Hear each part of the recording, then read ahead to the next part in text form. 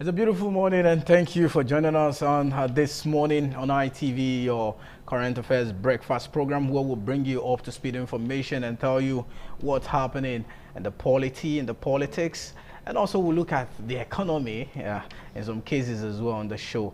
This beautiful Thursday morning. I'm Lawrence Osifo. I'm not here alone on the show. I have my amazing and beautiful lady. She's looking so splendid this beautiful morning. The person of Chukwu Fumunaya Adigwe. Good to have you, Chukwu Fumunaya, on the show. Good to be here, Lawrence. What do I owe all of these encomiums, I would say? Okay. So what do I owe them? I will tell you that behind cameras. Okay, well, it's good to be here. Yeah. Good morning to our amazing viewers. As Lawrence did say, now it's your go-to current affairs program where we get to dish out to you all of the happenings all around Nigeria and even internationally. And Lawrence, we did miss you on your hiatus, I would say. I missed you the most on your hiatus. How was your break? My break was amazing. You know, most of the times after a lot of work, you just go rest. Yeah, and it's good to have you back. For me, it wasn't really a rest because I had other things I need to focus on. Academics, basically. It was draining, but thank God we're done with this. We're back with the job. Oh, good to have you back. Thank you. Thank you. Good to have you too. Okay. So we have so much we'll be dishing out to you on the show this beautiful morning, both from Benin here and in our network centers in Lagos and in Abuja, where my colleagues will be joining me in the course of the show. But we have so much we'll be talking about. Okay, Abuja is on a standby. Let's talk to my colleague in Abuja. All right. Lagos is ready. All right, let me talk to Messalina Onko in Lagos. Hello, Messi. Good to see you again. How are you doing? I'm very well, thank you, Lawrence. Good morning, Lawrence. Good morning, Chukwumfunaya. It's good to see you on the screen. I mean, it's been a while. How was your holiday?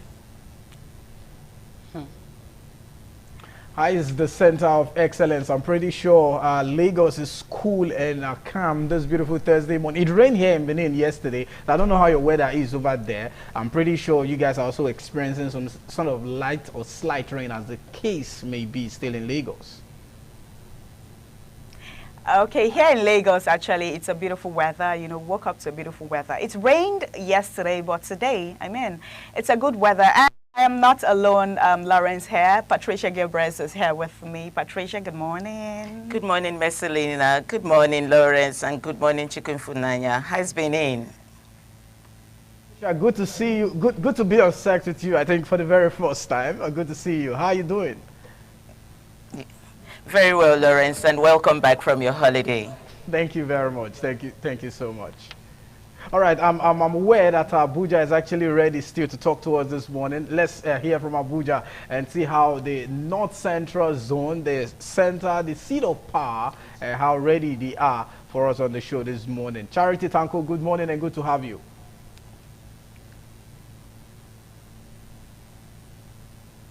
All right, I'm pretty sure we lost connection with Charity this morning on the show. So Messi and Patricia will be looking deep into something very. Okay, Charity. Again. And I can see, Messalina, you're looking very beautiful this morning.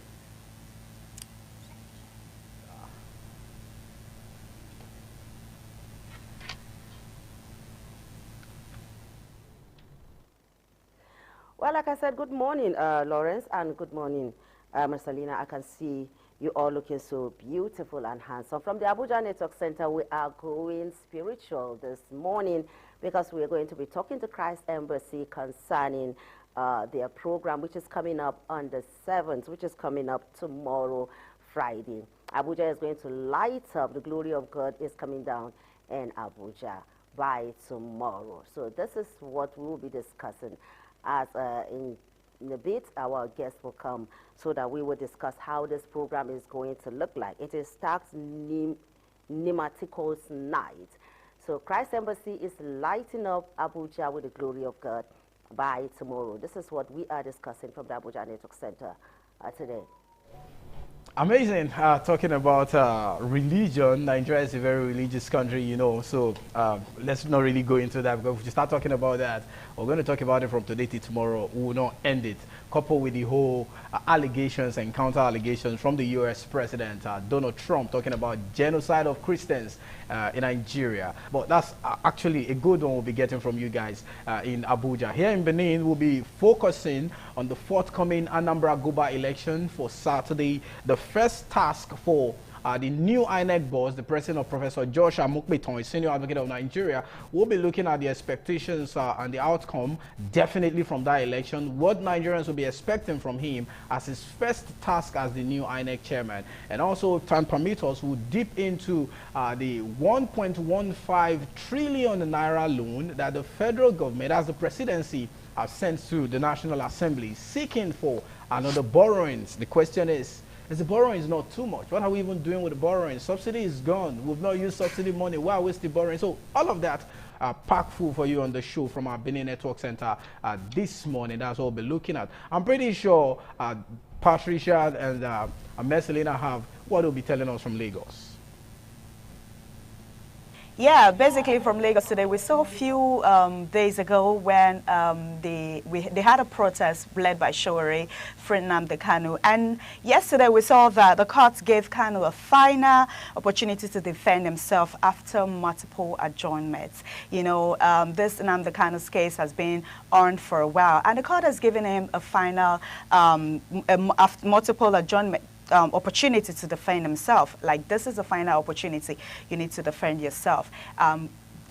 Yesterday, which was a Wednesday, so after Wednesday, the court will then decide if you are not defending yourself. So we would be having a legal practitioner today that would help us, you know, analyze it in a legal way. You know, he is a lawyer.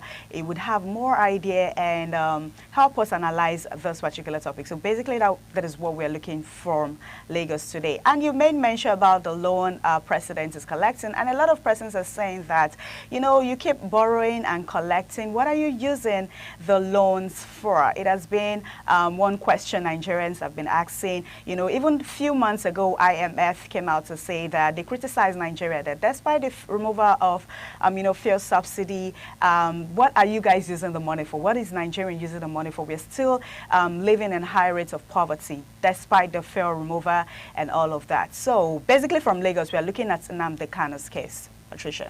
Yes, we're going to be asking to find out how we got to this stage where Nnamdi Kanu had decided to, you know, stand up for himself and has sacked all his legal lawyers.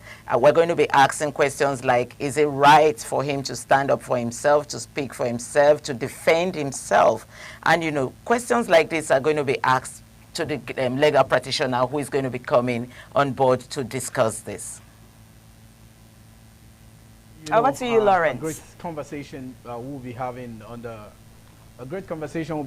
show today, because when I came across that Nnamdi Kanu's case where he dropped all his counsels and said he was going to defend himself, the first question that struck my mind, is he a lawyer?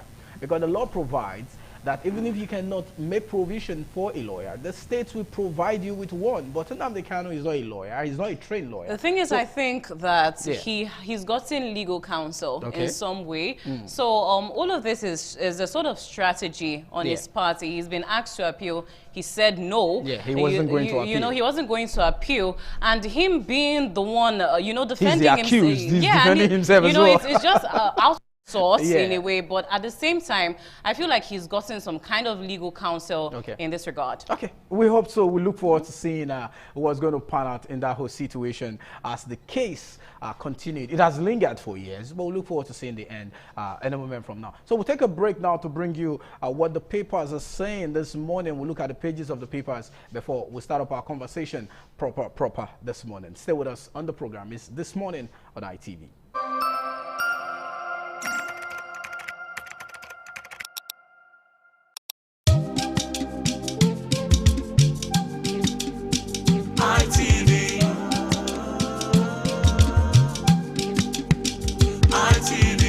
ITV, certainly the best.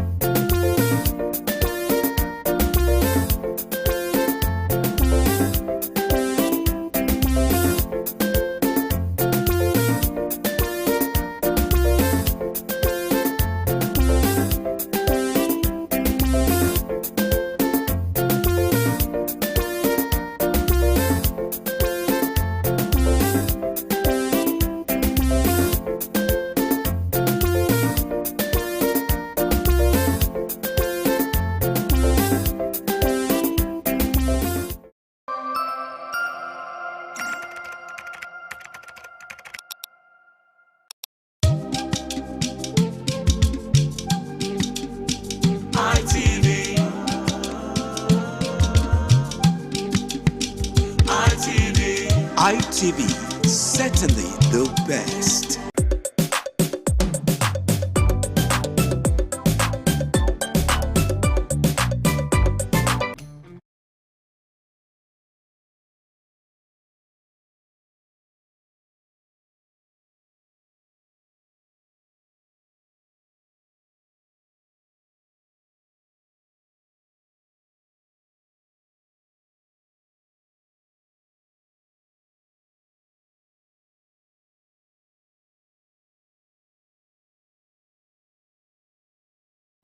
All right, welcome to the newspaper review segment on This Morning on ITV, where of course we get to take an analysis and a look at our national dailies. Now, let's get to look at our first point of call this morning for the newspaper review segment. We get to see New Telegraph newspaper. Now, one of the major headlines you get to see there is targeted killings.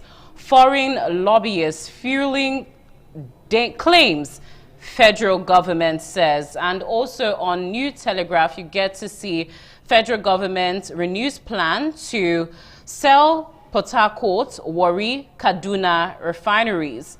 You also get to see on New Telegraph newspapers, BOT wades into PDP crisis, sets up reconciliation committee. And these are the stories on New Telegraph. You can get yourself a copy so you get to, get a real good analysis on these papers. The striking one is the federal government planning to sell Warri, Port Harcourt. I mean, I was struck by it myself. I love the part. The truth is, a lot of persons have said over the years that if the federal government cannot run the refineries, then it should be sold out. It should be nationalized. Give it to people who have a hand. But can we look at other sectors of, the other facets of Nigeria? Okay. Like, for instance, let's look at BEDC. Yeah. Do you think there's been much improvement In my area, there's been much improvement lately. Okay, in so the area let's where see. I stay. Okay. Well, I don't know about your area. Hopefully, maybe if this actually comes in full The force. truth is, the private hands, despite how high the prices may be, they have more technical wherewithal to control, government, maybe agencies. So you feel like commercialization is the way to go, to be honest. Okay, now for the past 30 years, even before I was born, I've been hearing about the refineries. They've never worked. So recently, they've been pushing. The total of the money that has been spent is $18 trillion. Does this not spell incompetence on the part of the Nigerian government? That is what we we're cannot saying. handle We are indicting. our own. I personally, right here on this screen, I'm indicting the government. It means we're incompetent. That's what it means. That is what it means. If an institution is not commercialized, it will not run Look well. at the private refinery now, owned by a single individual. We can see how smooth it's working, or it's been working in less than 2-3 years I came on board. But this has been there for the past 30 years, even before some of us were born. We've been hearing of the refineries. And we've been hearing of rehabilitation Exactly, also. turnaround maintenance, and money goes into it. They pump money into it. Nothing is coming out. So if they cannot run it, give it to private hands that can run it. All Nigerians want is give us the end product of crude, which is diesel, petrol, kerosene, LPG at an affordable rate. That's what we want to see. We don't want to see you doing turnaround maintenance every day. We don't need that. What are we doing with turnaround maintenance? People are eating money out of it. People are being indicted of looting.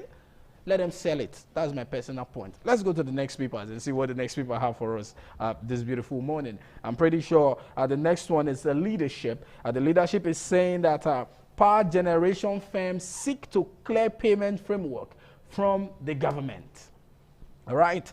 Power generation firms seek to clear payment framework from the government. Talking about the 6 trillion subsidy debt the federal government is owing power generation companies to the tune of 6 trillion naira. That's what we're also talking about. So it seems like the government themselves, they don't even have what it takes to run some of this, some of these corporations. So let them sell it and let them give it to those whom they feel are capable. On the masthead in page 4, we have federal government to U.S. Others approach Nigeria's situation with understanding of its complex realities. This is coming out of a born out of the whole situation of the U.S. president saying Nigeria is a country of particular concerned that there's been ongoing Christian genocide in the country. But the government keeps saying there's no Christian genocide. There's no. I don't have a problem with trying to defend whether there's genocide. But the problem I have, should any Nigerian die? No, exactly yeah, that's what we're talking I think about. that's the crux of the Should issue. any citizen die, whether the person is a Christian, whether it's a Muslim, whether it's an atheist, whether it's an ATR, a Nigerian shouldn't die. So don't defend your incompetence with whether it is Christian genocide. I think or it's still. I think it's still important that the government clarifies that there is no persecution of Christians. But regardless, we do need help. But people are dying, we right? heard, people are dying, and it. People are dying, but it's not targeted at any at any particular religion. religious group. Okay. I think it's pertinent Yeah. that the government does come out to clear that up. Okay. You know, but regardless, maybe it's high time we actually do get international help. We need it. It is high If you time. ask me, if international help will give us what we want, But do you think? let the help come. Do you think that the motives are important? You know, do you think that we are going to have insecurity is a big problem? A very big problem. Exploitation Challenging. is a big challenge Yeah. also, Yeah. because you know, when a country has other countries busting into their business, we've had a representative from China even say that even if Nigeria does have internal crisis, I think that's not. She says that that's not a reason why. The U.S. president would come out to now say he wants to forcefully. He didn't use the word forcefully anyway. The way he says it, The way you know, he said the it. tone. Okay, the tone at the which. tone, the because the guy demeanor and all is of he's that. even pained more than Nigerians. He seems to be. Yes, Which that is what it is. Which causes So like when a problem. when someone outside is now feeling your pain more than you know there's a bigger problem. I am the one that is hot.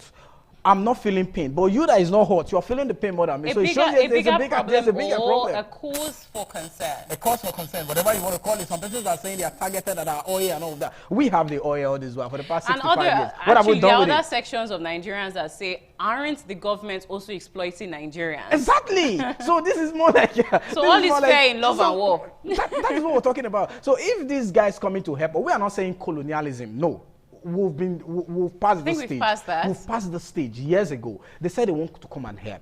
So if they are coming to help, we'll put an end to the killing, to the banditry, to the terrorism, to the kidnapping, to the just name the ills. Then let them come.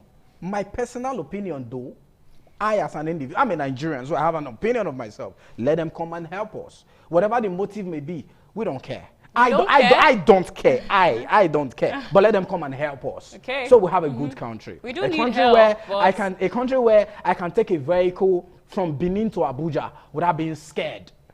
a lot of Nigerians can't sleep peacefully that is in what their we're homes. saying. So back in it's the a cause back of- in it's a cause the of concern, back in the actually. 70s and the 80s, there's nothing like flats.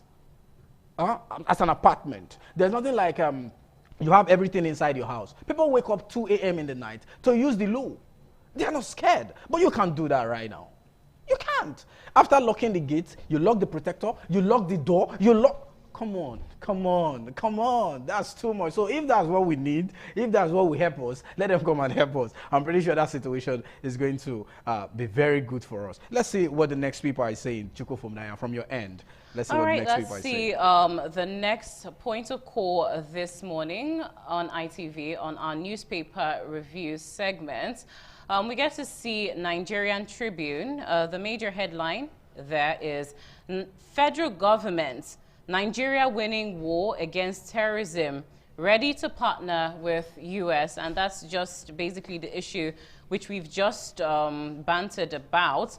Also on Nigerian Tribune, why reps threaten showdown over Tinubu's request for 1.150 trillion naira fresh loan and demand full implementation of 2024 capital projects, 30% of 2025 projects.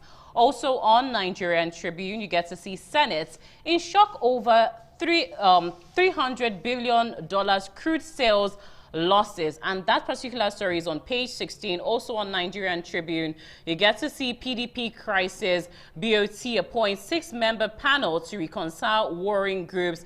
BOT's move nullity Anyawu's camp. appeals Oyo High Court ruling, invasion of PDP office, direct assault on democratic values, says Bode George. Now, these are the stories you get to see on Nigerian Tribune. You know, our story is there. The Our PDP. crux of our conversation this morning, where you see the reps threatening showdown over Tinubu's request for fresh borrowing. loan. Okay, I'm pretty sure they'll have the courage to step it down. It's not by threatening, no. They can threaten, but they don't have the courage to step it up. Because one thing I've noticed since this administration comes on board, whatever goes to the National Assembly, whether good or bad, nobody questions it. Yeah, let's be honest. The senators, the honorable, they don't, aside it's coming from the presidency, it's a go-go.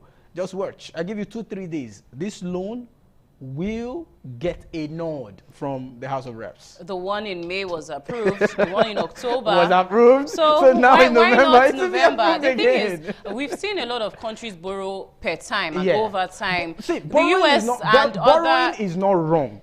we Borrowing are is not not a seeing crime. we are not We're not seeing seeing what you're borrowing for, the dividends. dividends of the borrowing. That is what the problem You've we talked have. about the reversal of subsidy. Yeah, Where's- removal of subsidy. Yeah, where's Where's the where money are the that we monies? saved? Yeah, so That's the big question. these are the questions. Another striking one, the PDP. I have been laughing and I've been, the PDP seems to be like a ship that is not sinking but have sunk.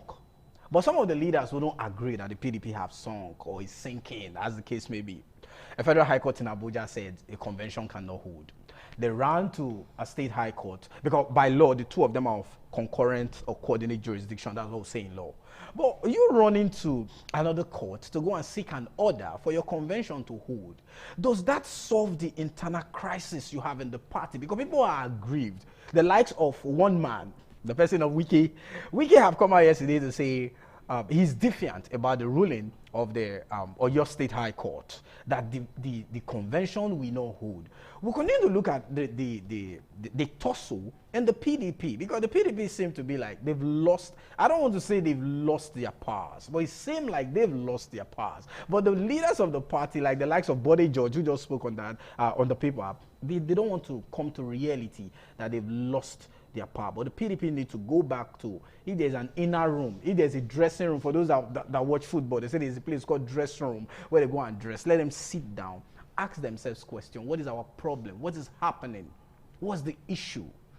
We need to be... Because at this point, they're malaised. That is what it is. They are no longer an opposition, as the case is, to me. Personally, me as a person, it seems like the PDP is not an opposition anymore. They are just there as a name of a political party. Election is less than 2 years. That's the 2027 general election is less than 2 years. Nobody knows their plan. And if you look at the trend, governors have been defecting on a constant. Mba has gone, Mba of Enugu State from PDP to APC. What's it called? Doye Diri of Bayelsa. He resigned first. You see the guy's strategy. He resigned and said, okay, I'm going to resign. He resigned after a week. He moved. However, Delta, Sheriff for Boriwori, he didn't go alone. He left it every... I was watching the chambers, that's the House of Reps, that was 2 days ago. All the PDP members from Enugu have also moved.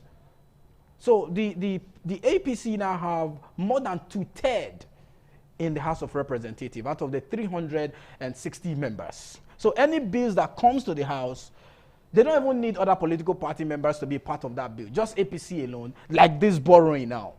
That's what the law says. Exactly, that's what the law says. The law says 2/3. So once you have 2/3, you're good to go. So the 2/3 did not ask you the political party the people belongs to. The 2/3 says the number. I don't know if you understand the mathematics. Politics is a game. It's a mathematical game. So when you have your highest number, you are good to go. So the PDP need to sit down. They should go and put their house or their ass in order, whatever it is. Let them put it in order so that the people will still believe that indeed they are a party, a democratic party that Nigerians can actually be happy Rely with. on. That's just my take on that. All right, so I think that's how far we can go on the paper segment this morning on the show. I will take a break now for my guests to join us. Let's start deep diving into the conversation, Anambra election and the fresh borrowings by the presidency. What are they going to use the money for? And the Anambra election, what will be the expectation? Will the people be happy with the outcome of the election after the day of the election, which is just on Saturday. Today is Thursday. We Yes, just have the 8th on of the 8th November. of November. We get to put the newly elected INEC chairman, chairman the to person test. of Joash Ojo. Yes. Yes. You know, that name is very sweet to We're going to put him to a test right Yeah, now. How, and see how it are the goes. beavers going to work? How Yeah. is the voter turnout going to be? You know, and also, how are they going to curb voting? You know what I'm excited about the man? One, he's a lawyer. Yeah. He's not just a lawyer. He's a professor. And you think, he's a professor of law. And you think because of that? Let me give you let me give you his profile. He's a lawyer. He's a Okay. professor of law, and he's a senior advocate of Nigeria. So we'll put him to test. Yes, let's see how put him to test. this pans out. Yeah, let's see how it pans out. All right, we'll take a break now on the show to continue the conversation in the next couple of minutes. Stay with us.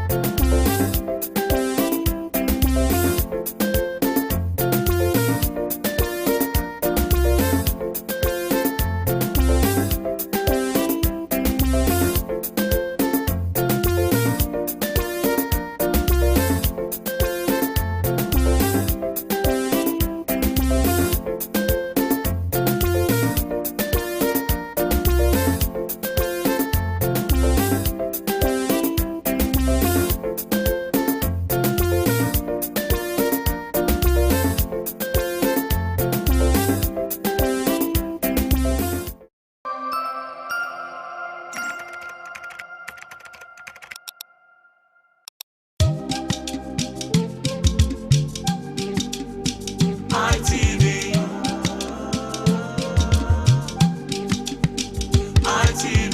ITV, certainly the best.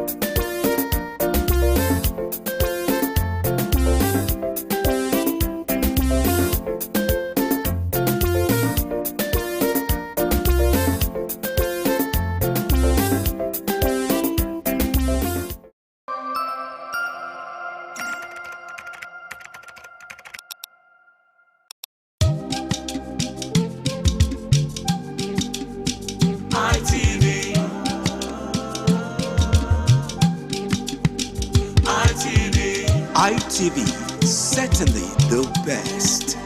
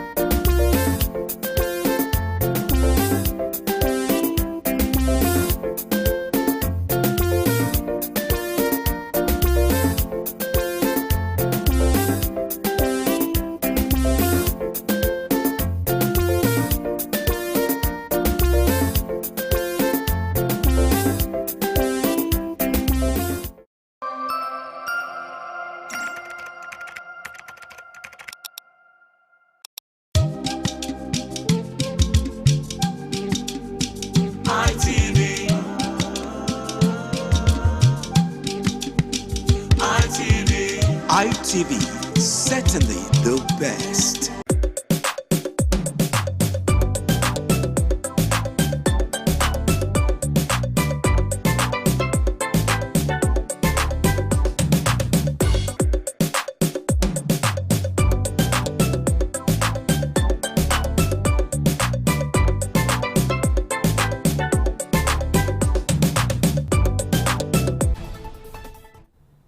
All right, thank you so much for staying with us on the program still this morning on ITV from our Benin Network Center. Let's start the conversation this morning, taking a look at the forthcoming gubernatorial election in Anambra State, southeastern Nigeria. A first test for the new Independent National Electoral Commission INEC chairman, Professor Josh Amokbiton. What will be the outcome of the election? How should the people of Anambra and Nigerians in general look forward to the election? This is the first task he will be conducting as the new chairman of the Independent National Electoral Commission. So let's unravel the expectation of both the electorate, the Nigerian citizens, and those in the electoral umpire. My guests are here seated. I have with me Comrade Harrison Ezeko. Comrade Harrison Ezeko is the lead officer, Center for Community Development and Social Change. Comrade, good to have you on the show. Good morning. Good morning, viewers. All right. All right. And we have Ambassador Terry Osevengi. Ambassador Terry Osevengi is the Deputy Director South-South of the Nigerian Student and Youth Association, NASIA. Ambassador Terry, good to have you on the show. Thank you so much. Thank you so much. Good morning, viewers. Deputy Coordinator. Deputy Coordinator. Thank you. Okay. Yeah. I thought it's Deputy Director. Yes. All right. Thank you for that. Thank you. you. All right. Let's start up. Comrade, let me begin with you. Over the years, Nigerians seem to have lost faith in the electoral umpire. We saw Professor Mahmood Yakubu spending 10 years as the INEC chairman. But the last election, which is the 2023 general election, seemed to be an election that a lot of persons felt the outcome was not what we saw. But we have a new captain in the ship that is steering the affairs of the Independent National Electoral Commission, INEC, the person of Professor Josh Amokbiton, who was sworn in last week. This will be his first test. What do you think in your own should be the expectation of both the electorate and Nigerians in the forthcoming Anambra election scheduled for Saturday? Well, thank you very much. Let me appreciate you for having me this morning. Thank you. This is my first official appearance since for a very long 7th. while. For some reasons, Yeah. which we cannot be discussing right Absolutely. now. I think that Nigeria is a democratic country. Yeah. We practice democracy. And if we practice democracy in this country, it should be seen we are practicing democracy in practice. Yeah. Well, Mahmoud have done his part for 10 years. The records are there. Prosperity will judge him. Okay. If you have done well, I think by now, himself, his family, his household, people around him will begin to see the damage they did to this country. Whether it was it was advantage to the country or positive or disadvantage, negative, yeah. it is not left for him to now begin to ponder on it because he's still alive. Yeah, you see. He can face it. Okay. To the new man who is in charge, for me, Anambra State election will not really be a test for him. Okay. Why am I saying it? You see, today, Nigeria is becoming a one-party system. The present administration have muzzled the entire country to But they become said they are one. not coercing anybody. No, I've not said they are coercing. But We they are said they are watching not them. coercing anybody. And it is not healthy for our democracy. Absolutely. Absolutely. Anambra State is being governed by ABGA, yeah, which is a Progressive Professor Branch. Chasuludo. Osoludo. So the election is going to be an issue because you are going to pledge his loyalty. You are going to be Mr. President, and I have assured Mr. President that 2027, you do for me, I do for you. So it's give and take. That is why we are not seeing 35,000 policemen being sent to Anambra State, like what happened in Edo last year. But they said 65,000 from what I heard There's yesterday. nothing happening there, my brother. They already know the outcome. They are not even supporting their own party. Because why? The man at the center have played the game. He have gone there to pledge his loyalty. But that's politics, and it's a game. And the presidency will just be looking as if they are not looking. Okay. Now, the election will become, ABGA is going to take the day. I can tell you for free. Well, we can't decide that here for now. It's my Okay, it's your personal opinion. Okay. Opinion. I've done my analysis, Yeah, and you've I done your don't know what analysis. is going to happen. Okay. But what we want to tell the INEC chairman, Nigerian, the way this country is today, are we all happy? Is Nigeria working? Our electoral system has failed completely. Over the years, the outcome of election is not the true reflection Of the people's will. of the people's will. Why? If any person you vie for a political office, if you have done well, you don't need to coerce anybody to vote for Absolutely. you. The people will vote for you willingly. Naturally. But when you begin to muzzle people, talk to the back door, everybody is saying, hey, your mandate to sign, everybody is singing here and there. It is because you don't have anything to show. That is why you are using force. And the umpire, they are make themselves. They must realize that they are Nigerians too. Absolutely. Let them do the right thing. Doing the right, the locks are there. Is it rocket science? No, it's not. This thing is clear. This is the mandate. But when the referee now become a player in the field, Then there's a then problem. the outcome will never be the will of the people. Okay. So we are appealing to him. If you want to write his name in gold, he should stand out. The other person is not history. It's not left between him and his conscience. Yeah. If what he had done in the 10 years of his reign was actually the reflection of the people, it's between him and God. Because nobody will live in this world forever. Absolutely. At the end of the day, we'll begin to ask ourselves question, how do we live our life? All of this quest for money. With the resources that is a mark for INEC, I don't think that one person should still try to play part of the game. And the Nigeria, I think a time will come, we need to go back to our constitution. Yeah. This idea that Mr. President will be the one to appoint The INEC chairman, exactly. and the NACO committee of council come and adopt it, they Yeah. will do our public. There is a problem. A man, the person that is going to appoint must have done his own research, look for the person that I feel that will be suitable for the business for him, Yeah. that was not do his bidding before he will appoint. But I know that I don't want to preempt the man at the center right Exactly. now. But I want him to realize one thing, whether the president appoints him or not, he should do the right thing and write his name in gold. In gold. Because history will remember every one of us. Absolutely. All right. Thank you very much, Comrade Harrison, for that. Ambassador Terry, let me come to you. I wouldn't want to draft my question differently, also in the same direction. Yeah. Does your opinion differ from his? Sincerely, no. Okay. As a matter of fact, when he was talking, I was just thinking, because some of the things I actually wanted to say was almost what he said. He just said them, all right? But good. The truth is, in this coming election, we have 16 candidates and 16 political parties that have registered for this particular election. And then in this election, we also have 3 frontliners, which is the ABGA, Charles Soludo. That's the ruling party. Yeah, yes, who happens to be the incumbent governor. Yeah. Then we have the APC, Nicholas Ukachukwu. Then we have the LP, George Mugalu. Yeah. These 3 persons happen to be the frontliner. And then one thing I understand... There's also a lady, sorry, if a lady we saw on the social media who won pictures or whether AAP or APP. Oh, no. I'm talking about the frontliners right now, okay? But she's a lady, so let's also put that in context. So no, it doesn't look like no politics is far different from being a lady, okay? All right. Yes. All right. So now, INEC has actually registered about 2,802,000, about 790,000 votes and voters for this particular election. Okay. Now, one thing we must understand is that politics is very dynamic. Okay. All right. And then at this point, I cannot, categorically tell you that this is who is going to win that election. Yeah. But one thing I know for sure is that at the right time, the people will come out to decide who becomes, their governor, and that is why I'm going to tax the newly appointed, INEC boss to do the needful. Yes, we understand that he's a dignified personality from his antecedents. Yeah. We've seen him as a son, a professor of law. We've seen so many things. So let that also be seen in his dealings. Yeah. Because right now, the people are expecting a lot from him. So he should try and ensure that he gives the best to the citizens so that at the end of the day, the people will be glad that, yes, they have people, somebody like him. Yeah. Now, he mentioned something, my colleague here mentioned something. If we do not find a way, if the National Assembly do not find a way to ensure that the INEC boss will not be appointed by the president, I assure you there's always going to be problem in every election that we're going to have in this country. Okay. As a matter of fact, that should be the first thing that must be tackled.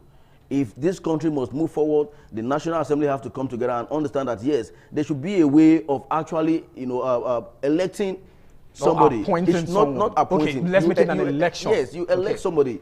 When you elect somebody, the people go there to elect you. It's far better than I just coming to appoint you. Yeah. That means you're really going to do my bidding. Absolutely. So they say he that plays the piper, that takes the tune.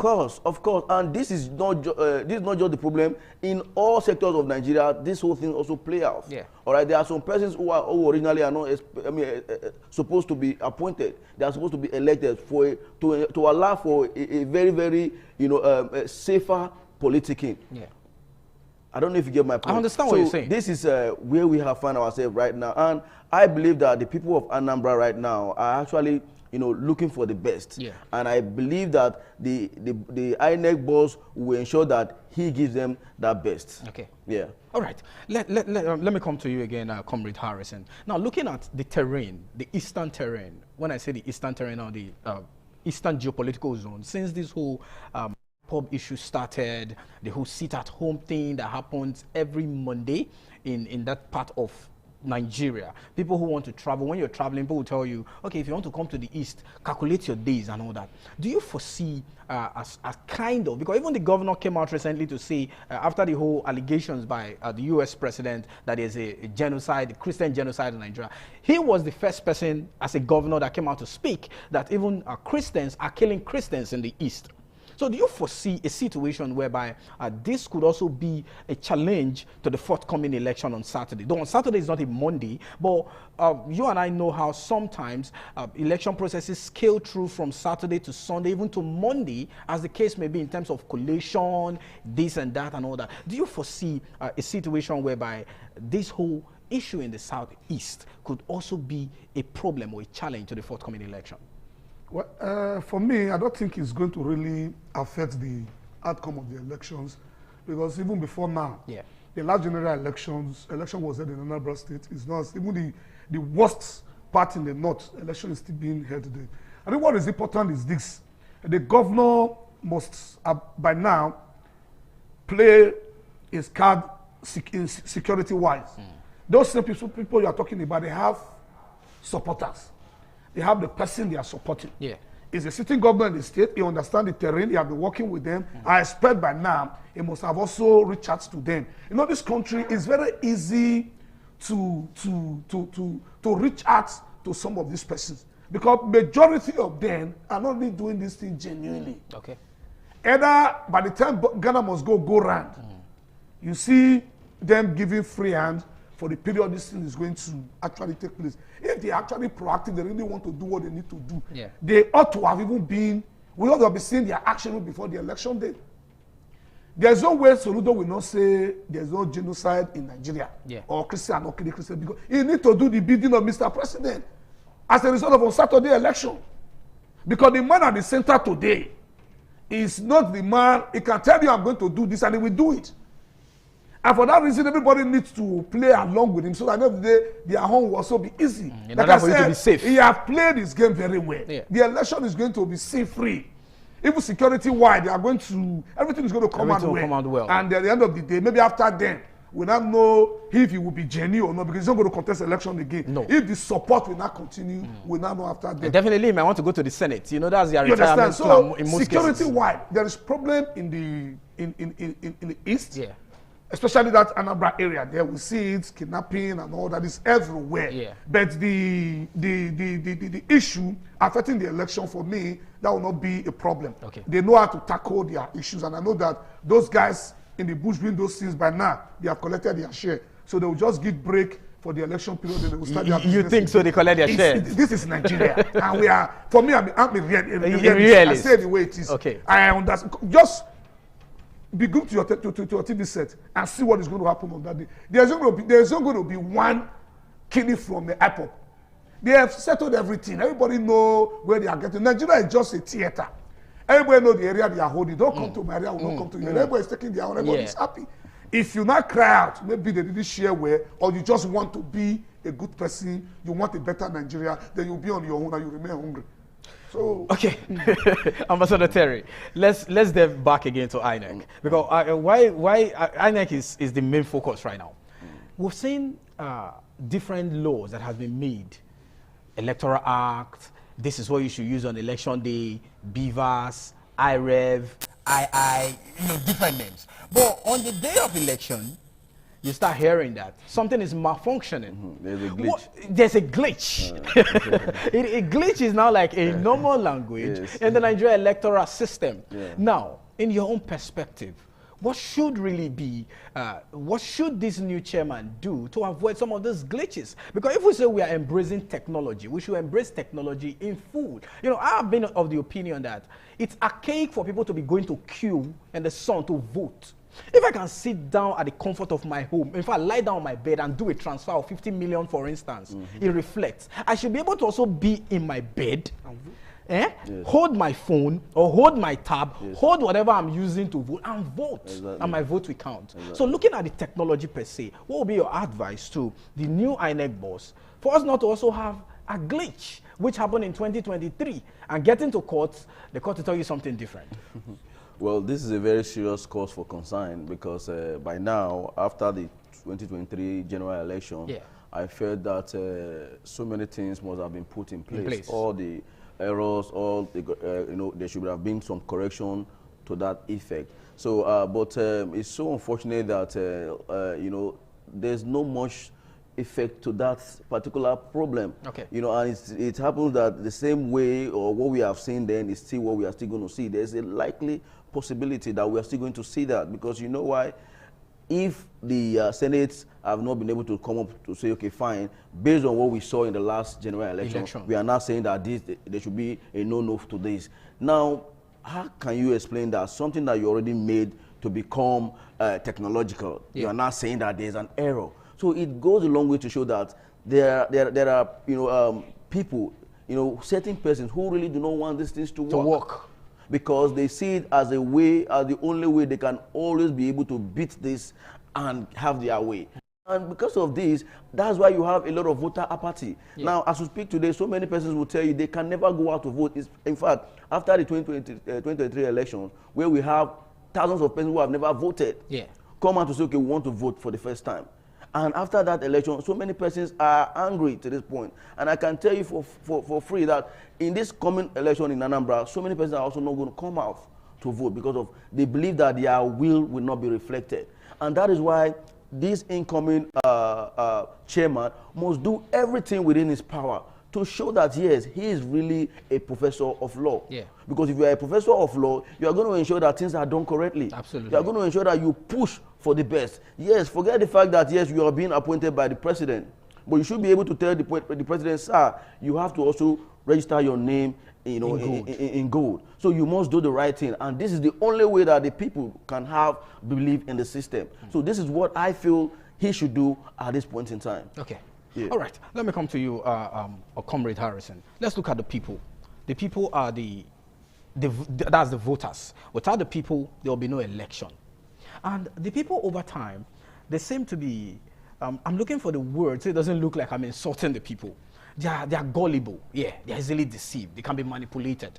You give somebody 5,000 naira that cannot even serve you for 5 hours. The person is going, in the electoral space, they call it vote buying.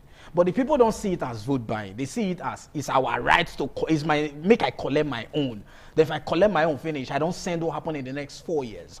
The people, do you foresee that same system that has been on for years? Or you think that the Anambrarians, the Anambra people, is going to do something different? You know, there's this mindset about a lot of persons, the Igbos, they like money too much. I'm part of it. My mom is an Igbo woman, so I understand that whole concept that people actually talks about. But I don't think liking money should be tagged to a particular ethnicity or tribe. But do you foresee the people of Anambra, because it's not only the Igbos that are there, we also have Edos, we have Yorubas, we have people who registered in that state that can vote. Do you see a different orientation, a different mindset of the people in this forthcoming election? Well, if you follow our democratic system from 1999 Yeah. to date, when we started newly, what you used to see is stuffing of ballot buses. Yeah. People running into the police center, shooting. Carry away, go and complete and bring it. You know, the thing was progressing. From 2008, the issue of vote buying started coming in. When technology move again, yeah, they now come up with new idea. What you now do, you go to the polling unit, you share money, people go and do the bidding. Yeah. As they begin to progress, before the last general election, it was also becoming not working. And this same politician went back to their drawing board again and come up with another strategy. Because of technology, what they now do now, they tell you glitches.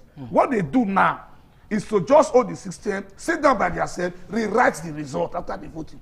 Because people collect money, they discover after collecting the money, they will still go and vote for their conscience. Yeah. Majority of them. It happens in Edo on 2 occasions. Yeah. The re-election of Obaseki, it happens.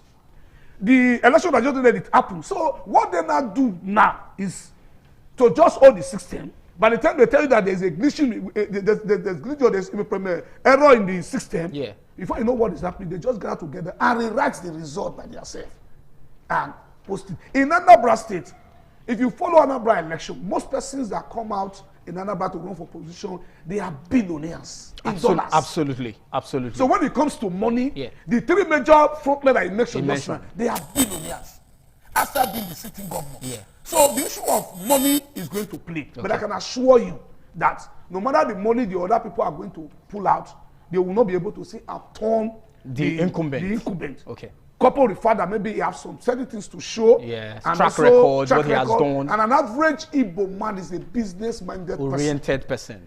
You cannot meet, except it's going to be difficult. Even truck pusher in Anambra State makes money more than any other person. Absolutely. When I was doing business over there, I saw a man that driving truck telling you have a story building.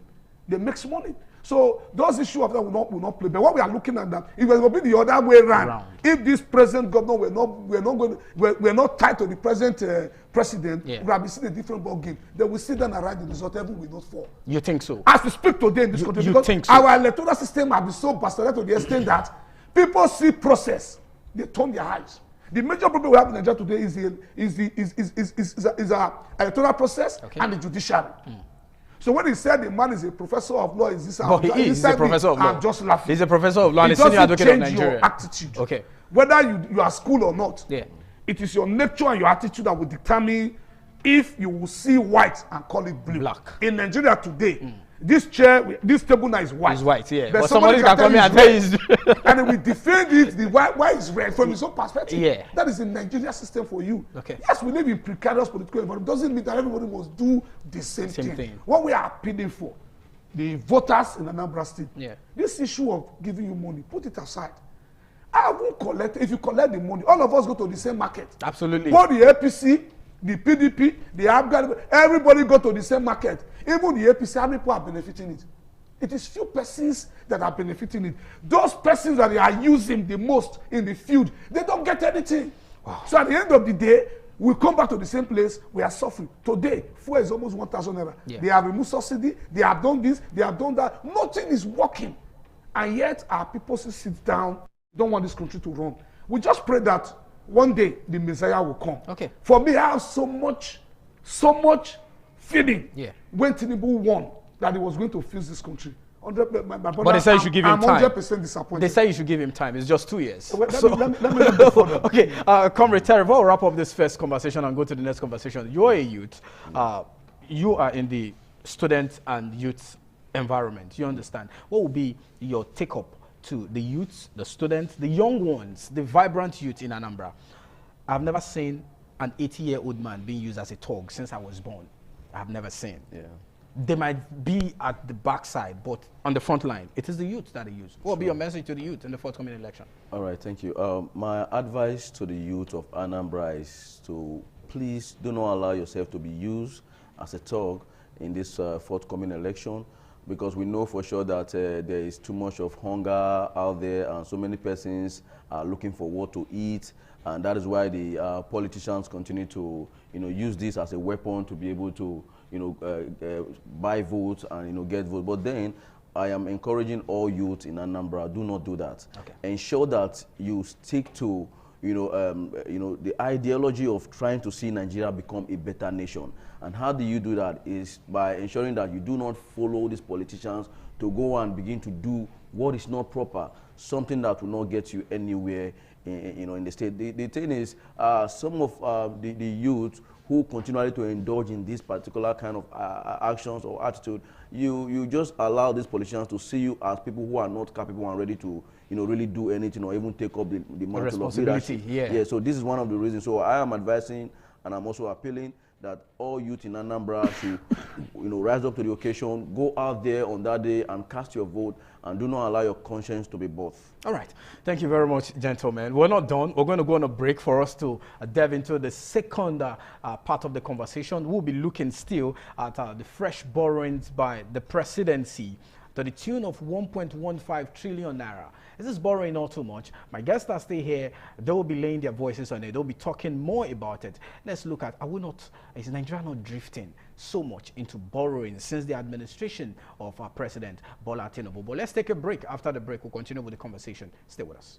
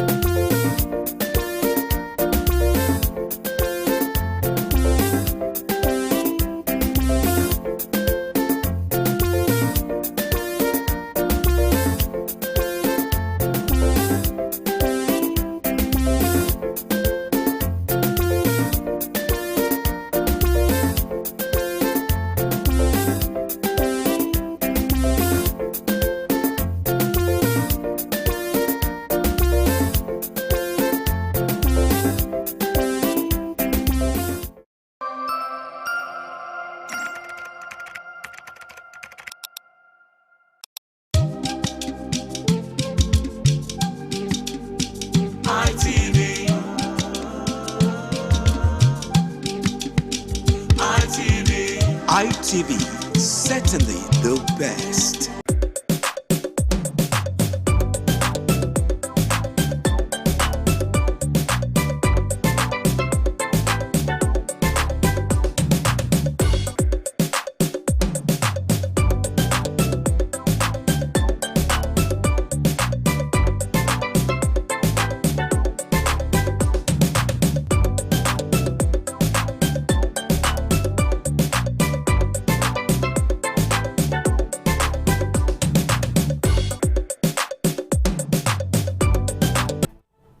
All right, thank you so much for staying with us on the program still this morning on ITV in our Benin Network Center.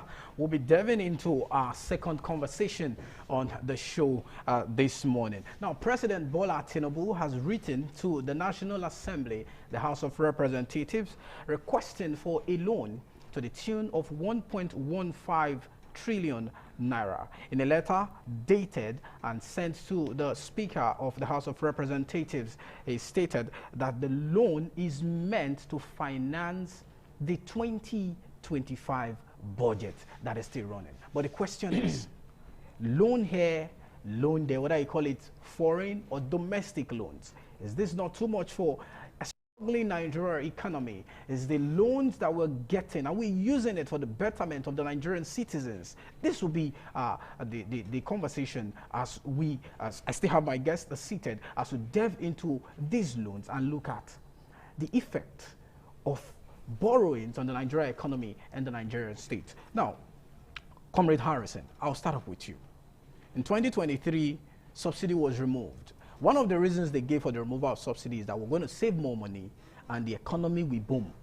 But it seems like since we removed subsidy, rather than saving money, we are borrowing money. Is this healthy for the Nigerian state? Well, it's a pity that President Bola Ahmed Tinubu administration is going in this manner. Yeah. Buhari, 8 years as president of this country, the money this current president has borrowed in less than 3 years is far more than what the man borrowed for 8 years. Yeah. Borrowing is not supposed to be a problem. Okay. What are we doing with it? money? You want to borrow to support or to sustain the budget. Let me use that word. Yeah. And now you are the same person telling Nigerians that there's so much money going to state.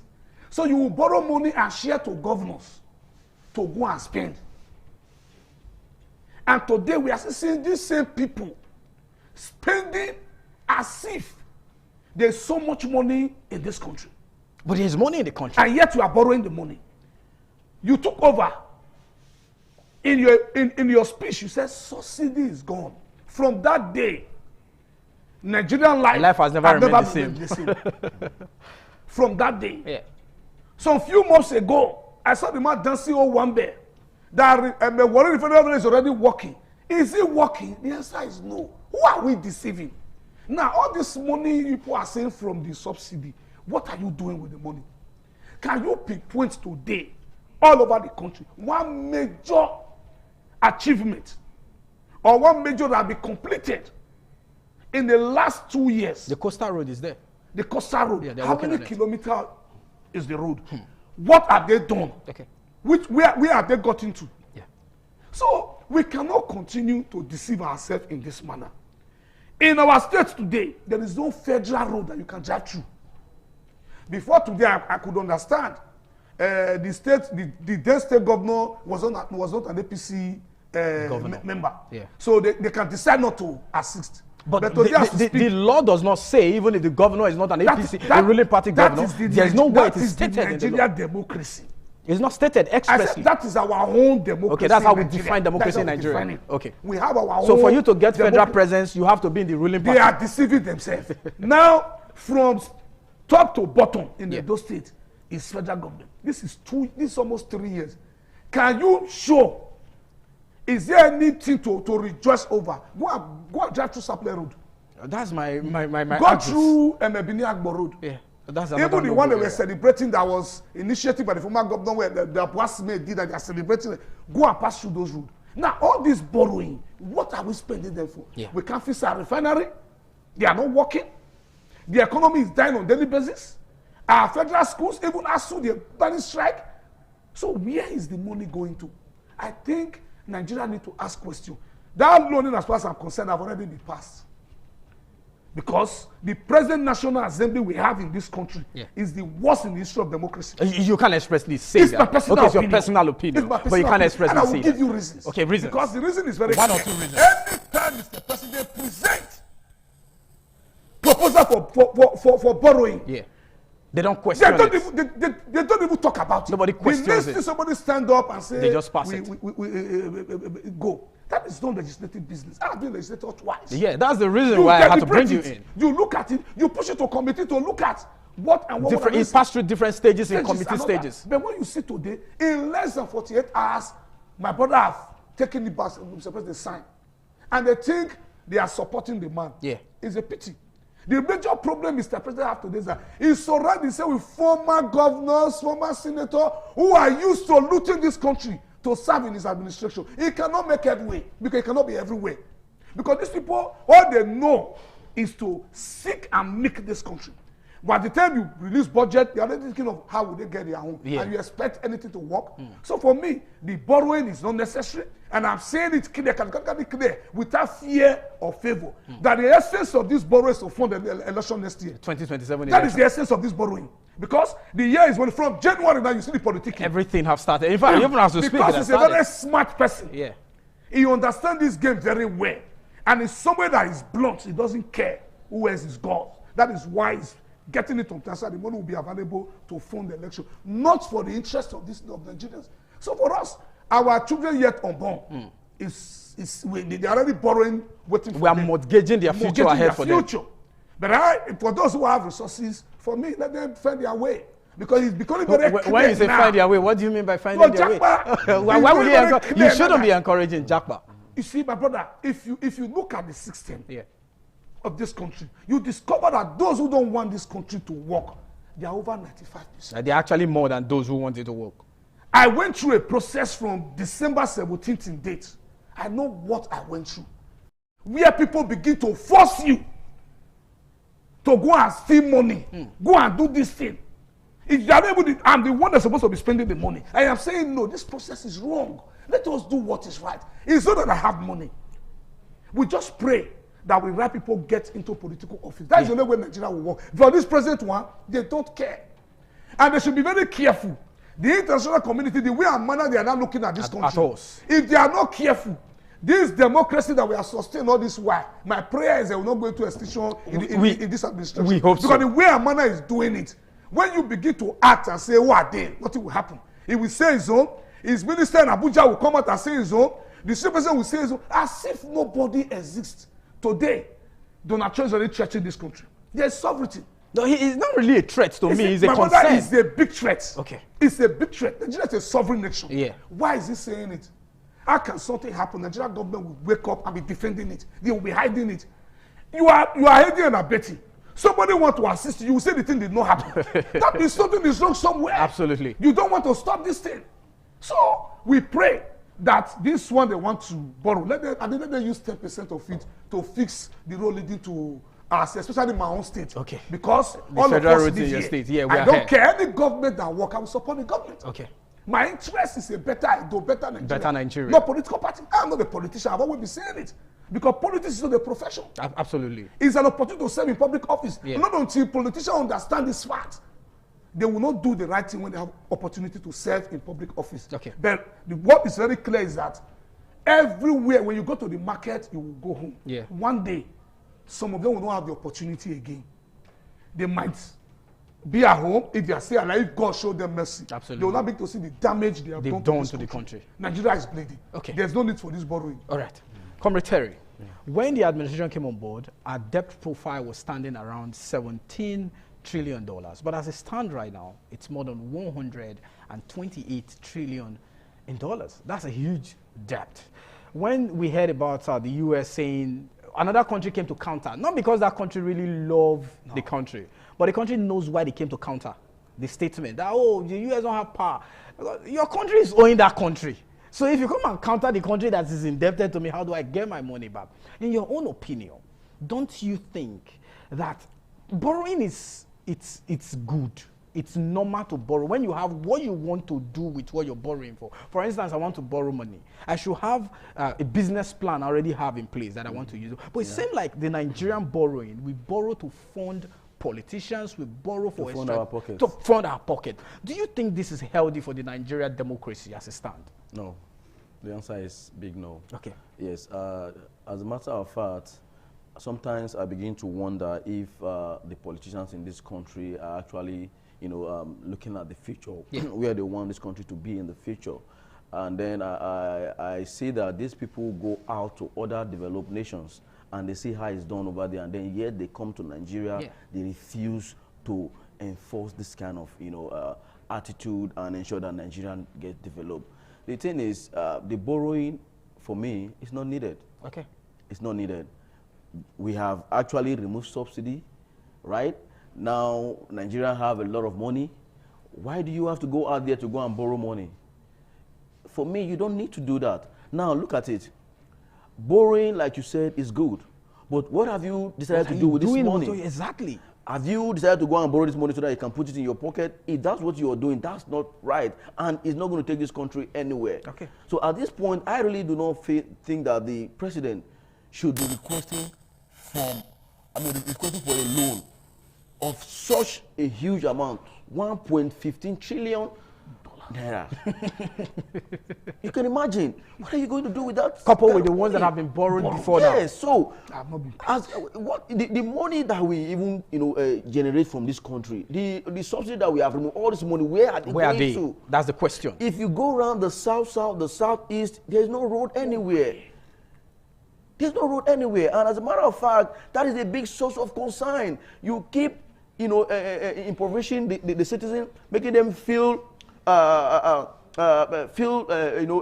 very bad. They don't feel the dividends of democracy. And then you keep borrowing. Why these people do not even feel, the dividends of democracy? Then what is the essence? What is the essence? Now, is it that sometimes I ask myself, is it that these politicians are trying to, make Nigerians to remain poorer in their thinking, in their surroundings, so that at the end of the day, nobody can really question, stand up for your right. Why do they have to keep doing this? Because I wonder a lot, because I really do not see the reason why this kind of issue will keep on. It has become a recurrent, actions by the government of the day. Every government come and does the same thing. And at the end of the day, they pocket money in their pocket, and nothing is done, and nobody is saying anything about it. This is not healthy for our nation. And as a matter of fact, if we keep on in this direction, and I assure you, Nigeria in the next few years of future will really not have a stake in the international community. Now we have been saying that we are the giant of Africa. Can you tell me? Just go to other neighboring countries. Go to other countries, African countries, and you know that Nigeria is really, really backwards. We cannot continue in this light. And I'm saying that the borrowing at this point in time is really not needed. It's not needed. Yes, that's my position. That's your take. Yeah. Okay, as we begin to wrap up, what will be your final take, Harrison, on the borrowing? Whether they should go ahead, whether the National Assembly should give it a nod, but even if I thought it did, should it be used for developmental projects, or the idea should be halted? Well, we cannot even decide whether they should not go ahead or they should stay back. Yeah. In as far as I'm concerned, that borrowing have already been approved. Okay. The question now is this. It did not even tie project to what he's doing. Exactly. Nothing was tied to it. You wanted to fund the budget. When Buhari borrowed huge amounts in his tenure, it was to fund the second Niger bridge. Whether you like it or not, that's a legacy project. Yes, a legacy project in the East. But today, this one will just send proposal to National Assembly, and nobody asks questions, they will pass it. So we want to appeal to them, appeal to the conscience of Mr. President. He should remember that this country, before he became president, people have been president before. Absolutely. We know what Obasanjo went through to beg the international community for debt relief. But today, this man came, he has tripled what we are holding in this country. He should please try and do the right thing.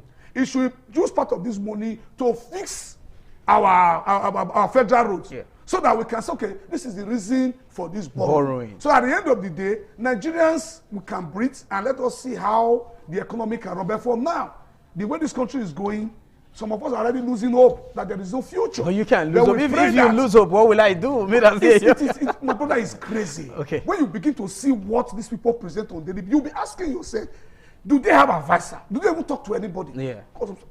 To be candid with you, this present government, they don't, in fact, let me say, they don't even bother about the citizen.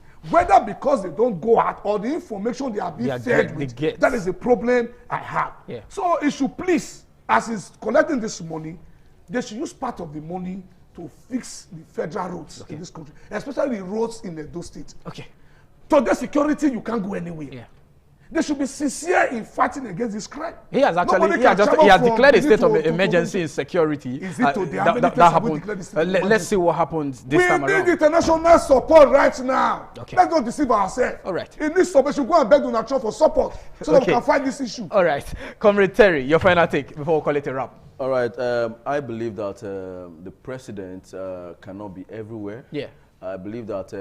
But that's why I have people who are working with the, him. The president might be trying to, do the right thing for Nigeria, but because he has people who will actually, get this job done at the tail end of this whole process. Okay. And these persons most times are the people who are sabotaging these particular issues. Yeah. All right, this particular problem. Now, I think the president should try, to ensure that in every given project, in everything that he is trying to do, he should ensure that there should be what I call internal investigation at the long run of everything that you are doing, to be able to investigate those persons who are handling this particular project, whatever project, and ensure that these things gets to the people who are supposed to benefit it, to ensure that these things are done for the general good of the citizen. Okay. So this is my own advice to the president. All right. Thank you, gentlemen, for being a part of the show this morning. We'll take a break on the show and TMI continues shortly. Stay with us.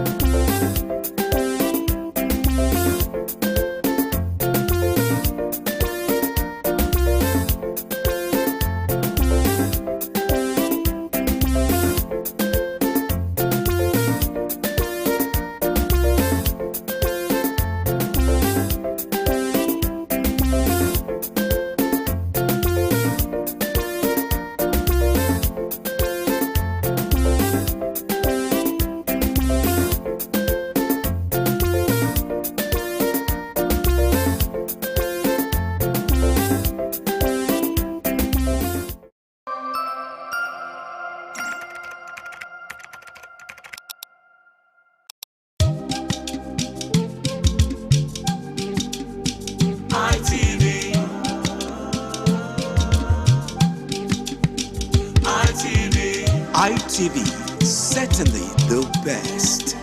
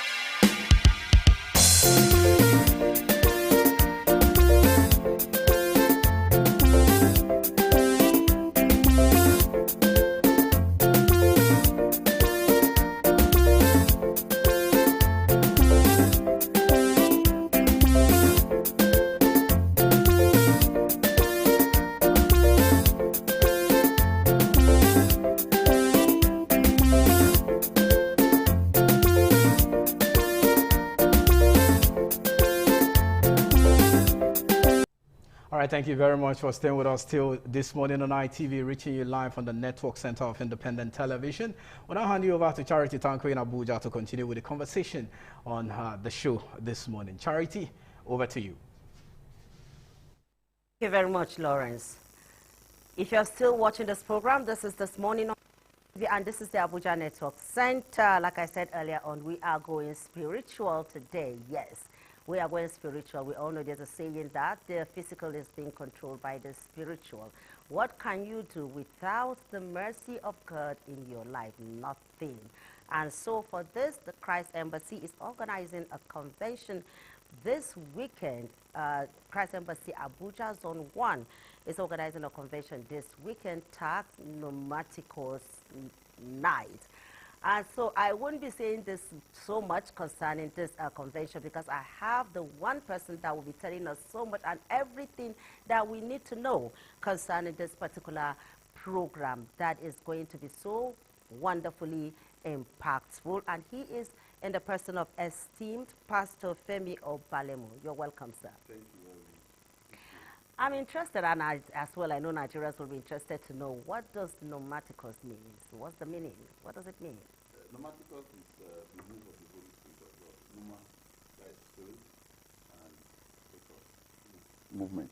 So pneumaticos is the move of the Holy Spirit of God, and that is exactly what we need at this time in our nation's history. Okay, it's not an English word. No, it's not an English word. Is it Hebrew? It's Latin. Latin. Word, yeah. All right, this convention, when is it taking place and where? What Tomorrow, time? Friday, 7th of November at Moshood Abiola Stadium, National Stadium here in Abuja. And the takeoff time is 8 p.m. And it's going to be an all-night program. Is it like an annual event? No, it's not. It's not an annual event. It's just one of our crusades, one of our evangelical crusades. This year for us in our ministry is the year of the completeness of the preaching of the gospel of our Lord Jesus Christ. We believe in the rapture of the church, and we are expecting the rapture of the church anytime soon. So for us this year, we've been doing a lot of crusades, taking the gospel of our Lord Jesus Christ to everyone. So Pneumaticos is another opportunity to preach the gospel of our Lord Jesus Christ to people and demonstrate the power of our Lord Jesus Christ. And that's what we need at this time. Okay, people will be interested to know what to expect, because as we are speaking, I know there are lots of people, millions of people that are already planning to be there. And you know, if you're coming to the presence of God, come with expectations, right? So what should people be expecting when they get there tomorrow? It's tomorrow. Yeah, it's tomorrow. It's tomorrow evening. Naturally, the sick will come with expectation to be healed, and I can assure everyone that is sick that will step into the arena tomorrow that they will not go back sick. They will be healed by the power of the Holy Spirit of God. Beyond the healing of the sick, we are preaching the message of hope. Okay, just a few days ago, we received this threat from the United States of America, and we know the consequences of that, what that can do to a nation. And we believe in the power of God. We believe that solution is in the name of our Lord Jesus Christ. It's in the message of God. So there's going to be a renewed hope for the people. Then we are going to preach message of salvation to those who have not received salvation into their life. And of course, so many things. What we ask for is people to come with their needs and come with expectation, not come for performance. The magician is going to perform. No, their involvement too is necessary. That is, we expect people to have expectation, pray about it, and meet with the Lord. You know, it's an appointment. They're going to have an encounter with the Holy Spirit of God, and they will never go back the same way. And this nation will never be the same again by the power of the Holy Spirit of God.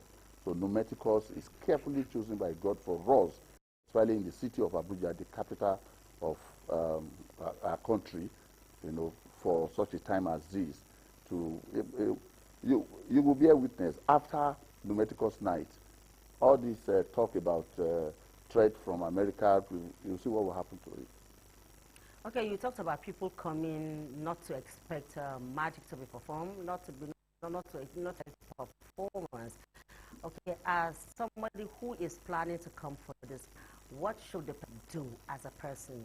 What should I have in mind if I really want to come to this program? Because some persons, like, it's a good thing that you said they should not expect a performance, because some persons will be expecting that as soon as I get there, every problem that I have in this world is going to be solved. So what are those things that as a Christian, as a child of God, who is expecting something from God, what should you do from your own end? Believing. And believing comes by hearing the word of God. Okay? He's coming to hear the word of God, and the word of God will help him or her to believe in the message of our Lord Jesus Christ. Then faith will come to receive whatever it is that, like I said, it's not a performance. It's not performance. It's not a magical performance that you just come and things will just happen. No, the involvement of the person too is required. It's necessary. So that is the place of the word. You know, he will hear the word, and the word will stir up faith in him or her, and that faith will reach out to the Spirit of God, and there will be a change in the lives of the person. There will be a meeting point. So without the person believing, it will be a bit difficult to receive, you know, an answer to what he's looking for, because he will not even believe in praying to God, who will give the answer. So that is where the place of the word is very, very important. And we have a man of God, Pastor.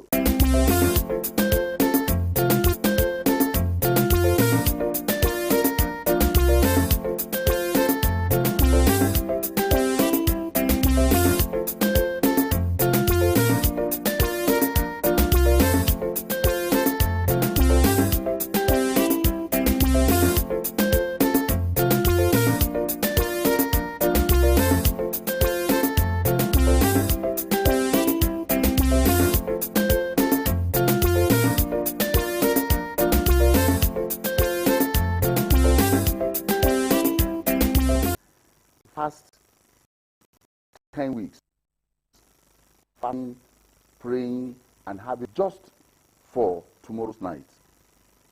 Do you understand? So we've prepared for it spiritually more than we used to do before. So there's something about Numeticus night that is completely different from all the programs that we have done before. I just told you, the preparation of it is totally different. Totally different. And so we expect, yes, the scripture says, Paul planted, Apollos water, but God gives the increase. We have done our part, you understand? But it's God that is the ultimate, that is the one that would perform the ultimate miracle. But there's something required too of the people coming. Okay, we have to come there. We have to listen to the word that our highly esteemed Pastor Guama has to preach to us.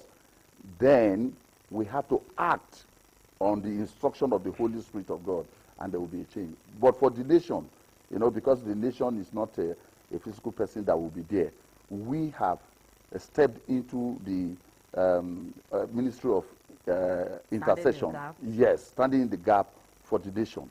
We've been waiting on the Lord, you know, interceding for our nation, and we know for sure that come Friday night, which is tomorrow, there will be a change in this country. Well, let's talk about music. You know, there is no doubt that Christ Embassy has produced, if you have to count 10 gospel ministers in this country, be sure that 9, or let me just say 8, to be modest, from Christ Embassy. People will be interested, who and who is going to be there? It's good that Nigerians expect their favorites to be there. all our musicians will be there. Wow. You know, our pastor, our father, you know, Pastor Chris Oyakhilome, DSCD, is a man of the spirit.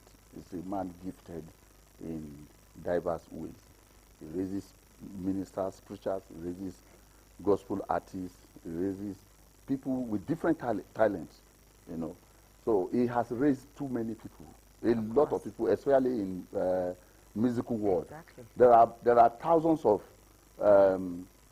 musical stars that you are not aware of that he has raised. At least I know lots of them. Yes, maybe those are the old ones, the Sinach, the Ben, the Frank Edward, the Moses Bliss, Testimony Jagas. Maybe those are the old ones. In the last 2 years, he has raised over 1,000. So Nigerians should expect the unveiling. Yes. There's no doubt. Yes. No I doubt. know our Christ program Embassy is a total package, never boring. Nigerians should expect Yes. the unveiling of, Yes, of new new gospel ministers artists, yes. from Christ Embassy. Music plays a very important role in the message. Yeah. And this generation loves music. Yeah. People want to come and listen to music. Run us through again how the program is going to be by tomorrow. Yeah, tomorrow evening we have buses in all locations in Abuja. So from 4 o'clock, the buses will start bringing people into Moshood Abiola Stadium. And of course, like you said, we have musicians, gospel musicians that will minister in spirit, and we have different programs lined up. We had something similar about a month ago at Transcorp Hilton in their event center. That's the largest event center in Abuja. Seats over 6,000 people. And we were there from 4 to 10. People did not leave. Even after the program, people were still excited in the euphoria of the event. Nobody, no idle time. Everybody was pleased, satisfied, and there were avalanche of miracles. So that atmosphere is going to be created tomorrow at the National Stadium. From when you step into the arena, you just key into that atmosphere of the spirit, in music, in performance art, drama, and other events like that. There will be testimonies of miracles of the previous programs. You will see the testifiers, the conditions they were before they came, and what happened to them during the program, that is the previous program, and you will now see their present position now. So all those who help people to develop their faith, and the word will come. The message of our Lord God Almighty will come through highly esteemed Pastor Enoch Brahma, and there will be a performance. Well, you're still watching the program this morning on ITV, and we're still here with esteemed Pastor Femi Obalemo. We'll be taking a short break, and when we return, we will wrap up.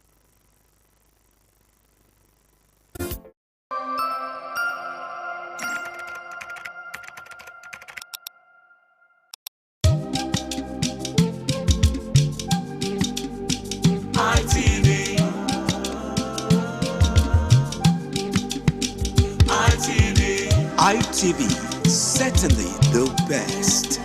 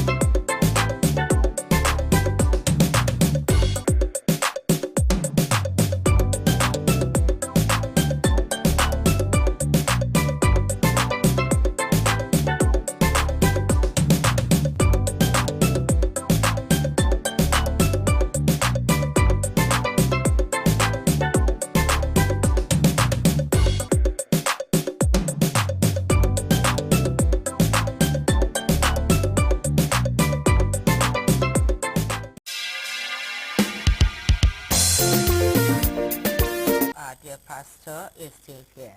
So I would like you to talk to the viewers, tell them what to expect, take them through the process of getting to the stadium. Is it going to be a one-night program? And a very important question again, I would like you to ask and you clarify. Is there going to be a ticket? Is there any need to buy a ticket or anything? So talk to the viewers. Thank you very much. Let me start from where the last statement you made.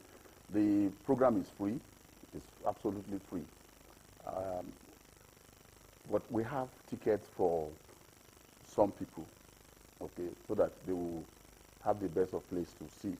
The people that that may need help, physical help. Okay, so they are not going to sit on. Yeah, for the physically challenged. Yes, so we have a nice place where they will sit, and we also have reservation for some people. So those ones who have tickets, not to be paid for, they are free tickets, but you know it will indicate the seat number that has been assigned to you. You know, so we are expecting an encounter with the Holy Spirit of God tomorrow, and it will surely happen. So we want to invite everyone, come to the National Stadium, Moshood Abiola Stadium tomorrow. We have transportation arrangement at every bus stop all over Abuja, even to Kefi, to Suleja, you know, Abaji, you know, the outskirts of Abuja, the border towns.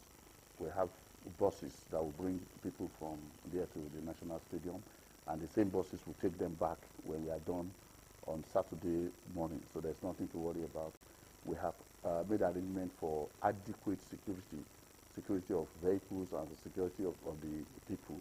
There will be orderliness. I was at the stadium 2 weeks ago for the match, match between Can Legend and Barcelona Legend. And one white guy that I invited was, you know, I was inviting him for the program. So it was like, I hope it won't be this rowdy. And I assured him that, you know, it's Christ University that is organizing the program, and we're perfect in all things. Okay. So that excellence will be seen and demonstrated in crowd control and in the protection of vehicles, and of course the way and manner we relate with people. So we expect that people will come with their needs. People should also come. You don't have to have a need. You don't have to have a health challenge, you know, to come and hear the word of God. People should come to hear the word of God. People should come because of the challenge that our nation is facing. It's passing through economic challenge, and the most recent one, the threat from the superpower. People should come and pray. Let us come and worship the Lord. Let us come and praise the Lord. Let us come and pray for our nation and pray for our family members. And let's come and hear the word of God. There is hope in the word of God. So people should come from everywhere, and the sick should come. The financially challenged people, when we say sick, there are more people that are financially sick than physically sick. You know, there are people that are into depression because of the many challenges that people are going through. So people should see God as the last hope. They should come for deliverance from oppression. They should come for healing for their bodies. They should come for healing for their souls. So all that will be made available. This program is going to introduce to us the new pastor of Christ University Abuja One, Pastor Enoch Bama. He's done so wonderfully well in the nation of Ghana. And our pastor, our father, our president, Pastor Chris Oyakhilome, DSCDT, has by the Spirit sent him to Abuja to do even more than what he did. His records are there, his achievements are there in the nation of Ghana, in the city of Accra. So God he's has... a Ghanaian? Yes, a Ghanaian. I thought that much when I saw the name. Yeah, he's a Ghanaian. God has used him mightily over the years. So we are experiencing him in Abuja.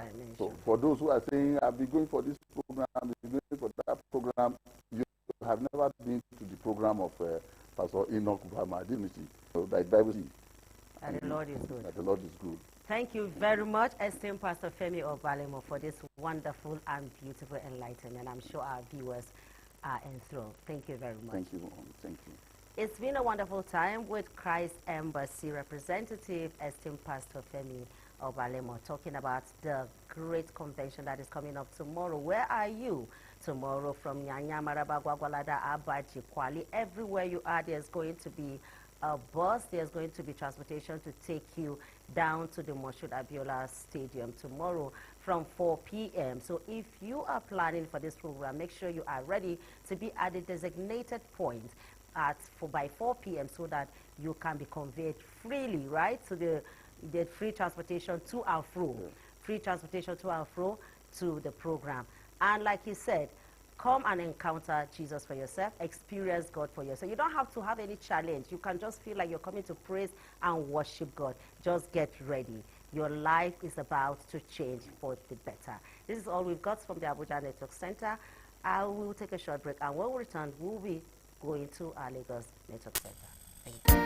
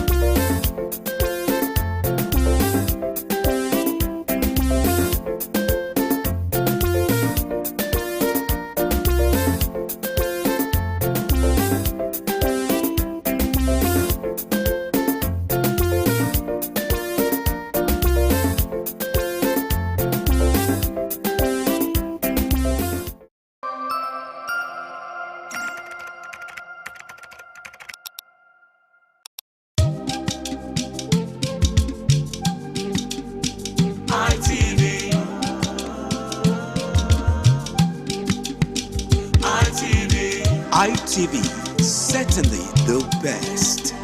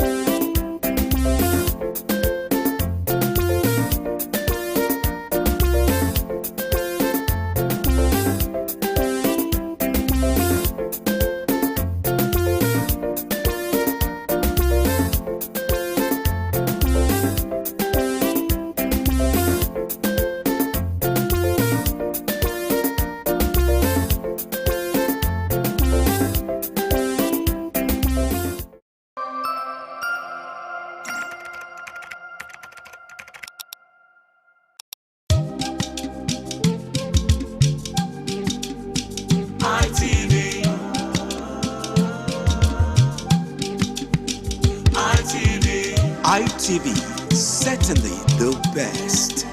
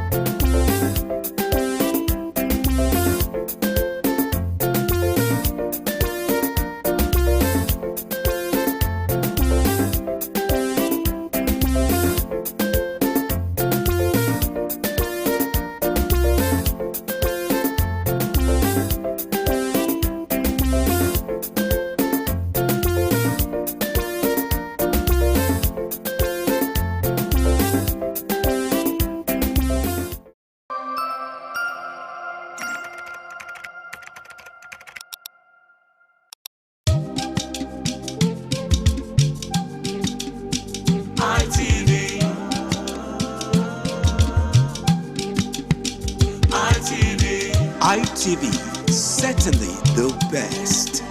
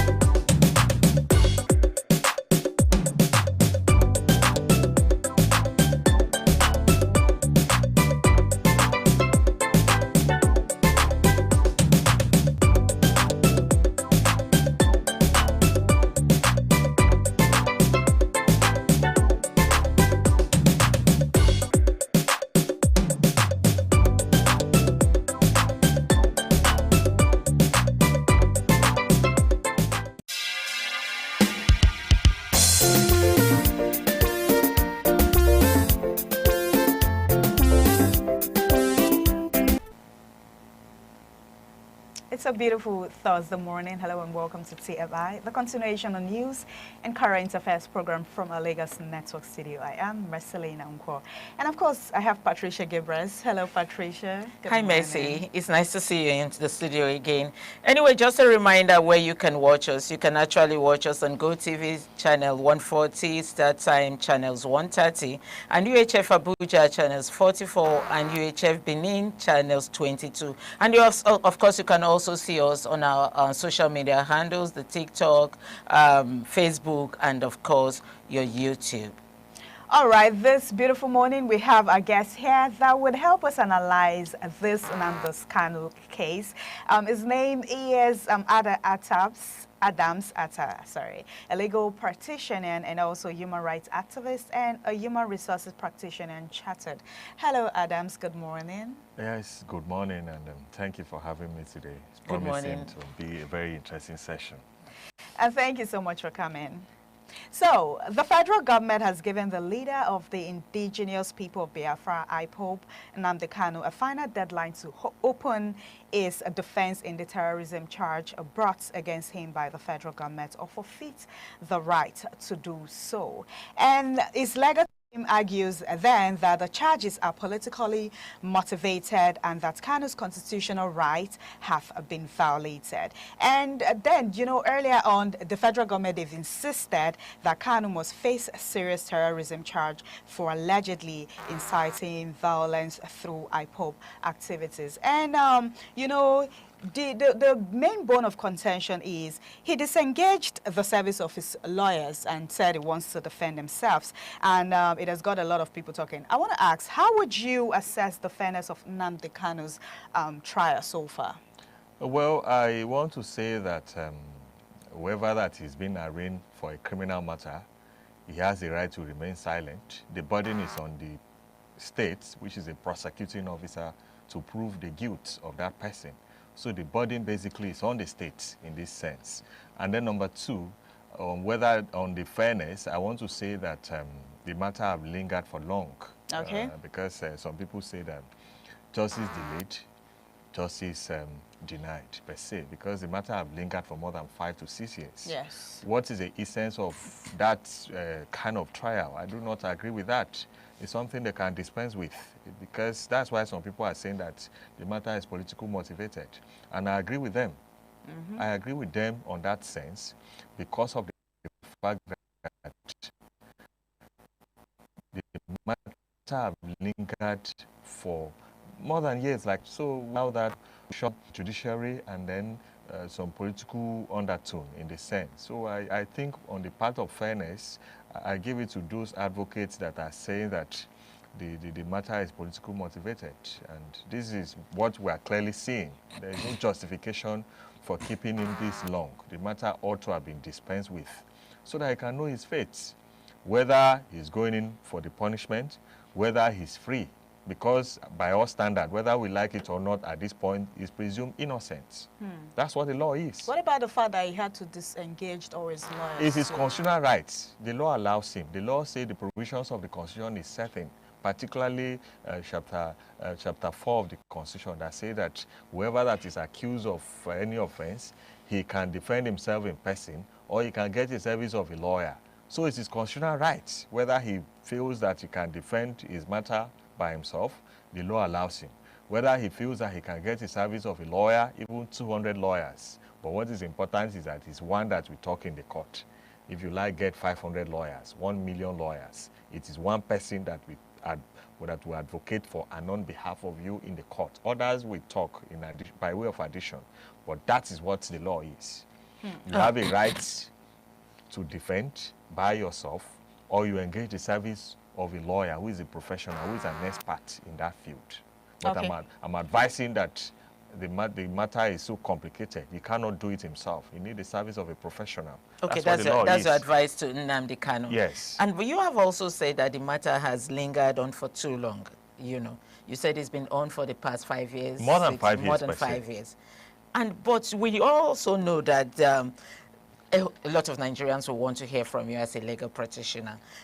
He has been granted bail on several orders, but the federal government has refused to comply on these bills. Why?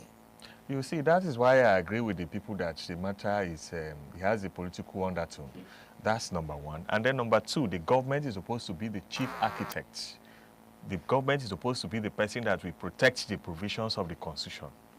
The government is supposed to be the person that will ensure that the order of the court are not taken for granted. Once an order of the court is made, that order of the court must be complied with forthwith. And that's what the court have held in the case of Abacha versus Gani Fawemi. That is not the duty of the court to start from as to the order of the court you will comply with. For example, made order A to D thereabout, and then you A and B, counter and D, wrong under our criminal under our legal jurisprudence. You must comply with the order of the court. So I literally do not agree with the fact that the court will grant somebody bail, and then somebody is seated somewhere conspicuously, and then he will not allow the person to enjoy the benefits of that order of the court. It's not an exercise in cosmetics. It must be complied with. That's what the law is. And that is why some of us who are strong advocates for good governance and for better growth of our dear country, we're saying that the order of the court must be complied with. If the government does not comply with the order of the court, what is the hope of a common man? Of a common Yes, man. exactly. Okay, so at this junction, does Nnamdi Kanu has a case against the government for not complying to... The courts have made series of pronouncements. The government have refused to comply with the order of the court. Assuming the matter, the court decide otherwise, or whichever way the matter goes now, and we have seen that he's vindicated, he can take up he can take up a charge for malicious. He can take up a suit against the government for malicious prosecution. He can claim damages and run into millions. That's what the law is. That's a good one, Mr. Adams. At this point, do you think the court decision to give him a final chance shows judicial patience or political pressure? Well, I think that it's fair that we have seen that the court, in its wisdom per se, decided to grant further adjournment, like on 2 or 3 occasions, and this is about the 3rd time, urging him to seek the service of a professional, a lawyer per se. Otherwise, he should enter his defense. The court considered the fact that the matter is so complicated. Say that, no, this is not a matter of mere stealing. This is not a matter of assault or battery that you can come and say, oh, my Lord, I want to defend myself. This is a very complicated matter, and you have a case to answer. It's important that you get the service of a professional. There are professionals in our field. I'm surprised that people take things for granted in this part of the world. But he himself, he himself is not even, he has a dual citizen. So I believe that he knows and understands the importance of getting the service of a professional. So it's not a matter of a joke we're talking about. But what do you think would have propelled him to disengage his lawyers? I don't know, it's personal, because you need not inform the court for any reason that you want to disengage the service of a lawyer. He that can hire can equally fire per se, and it's your constitutional rights. You can disengage your lawyer at any time. Your lawyer can equally disengage the service at any time. So it's not a one-way traffic something. He need not tell the court, my lord, I'm not, because this man is from this part, is this and that, is unkept, is that and that. Okay. Okay. I want to disengage the service. Now that he has disengaged the service of his lawyers, do you think it's going to work with the fact that most of his evidence are just, mere words? The courts need crucial, tangible evidence. They need a good evidence to be able to, solve the problems and all. And most of his evidence are just, coming out to say this was what happened, this was what happened, this person was there, and this other person was there. What do you have to say about that? Well, we have different species of evidence that the court admits. If you are approaching the court with oral evidence, you need to establish the fact that indeed that oral evidence, because you are saying orally that, my lord, this and this, you must at least you must support it with circumstantial evidence per se. You need to call one or two people to support your oral testimony before the court. I'm not saying, I don't want to preempt whatever the court may decide, because I've not seen the evidence before the court. So it is now the duty of the court, because I cannot, it's against our profession for me to preempt a matter that is pending in court. It is only the court that is in custody of facts, is in custody of the evidence before the court that can make a specific pronouncement. Okay. That's Having what said law that, is there a possible legal implication if Kanu fails to take advantage of this final opportunity? The court said they are giving him a final opportunity. Exactly. Is there a legal aspect of it if he fails to take the final law opportunity? is that any party that the court in its wisdom have decided to give that party opportunity to come and defend his or her case. And if he or she refuses to explore their options, he cannot complain later that he was not given fair hearing. You cannot eat your cake and then you have it. You cannot go and later complain that, my lord, I was not given fair hearing at the appellate court. Whereas there are ample opportunity for you, more particularly in this situation. We have seen openly that the court have granted about 3 or 4 adjournments. Yes, exactly. For him to enter his defense. The court equally went further to advise him of the importance of getting a legal practitioner to defend him, a professional to defend him, considering how complicated the matter is. It's important that you get the service of a legal practitioner, a professional in this sense, to defend your matter. So if he elects to come and defend his matter by himself, it's his right. But the court must have been seen to have judiciously and as a matter of equity and fairness, in line with the provisions of the Constitution, ensure that, I gave this man a very big and bigger opportunity for him to come and defend his That brings case. me to this question, Barrister.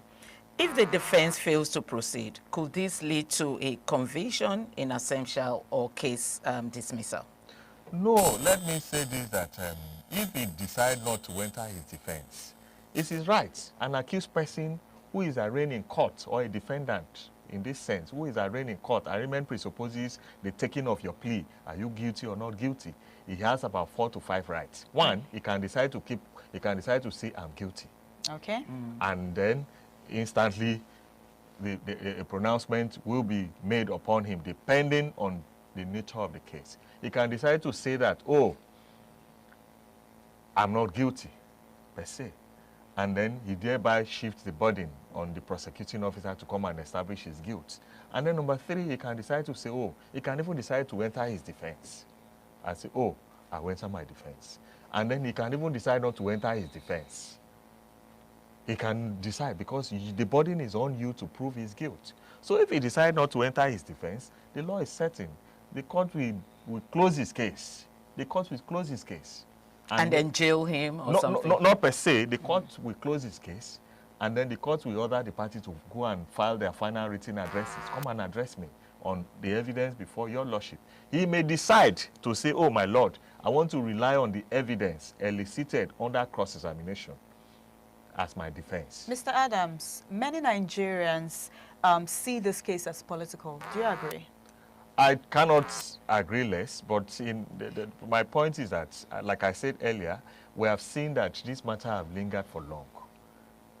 I have this impression that whichever way, whether it can be settled politically or otherwise, I have this strong impression that the matter ought to have been settled. Okay, moving forward, that's my take.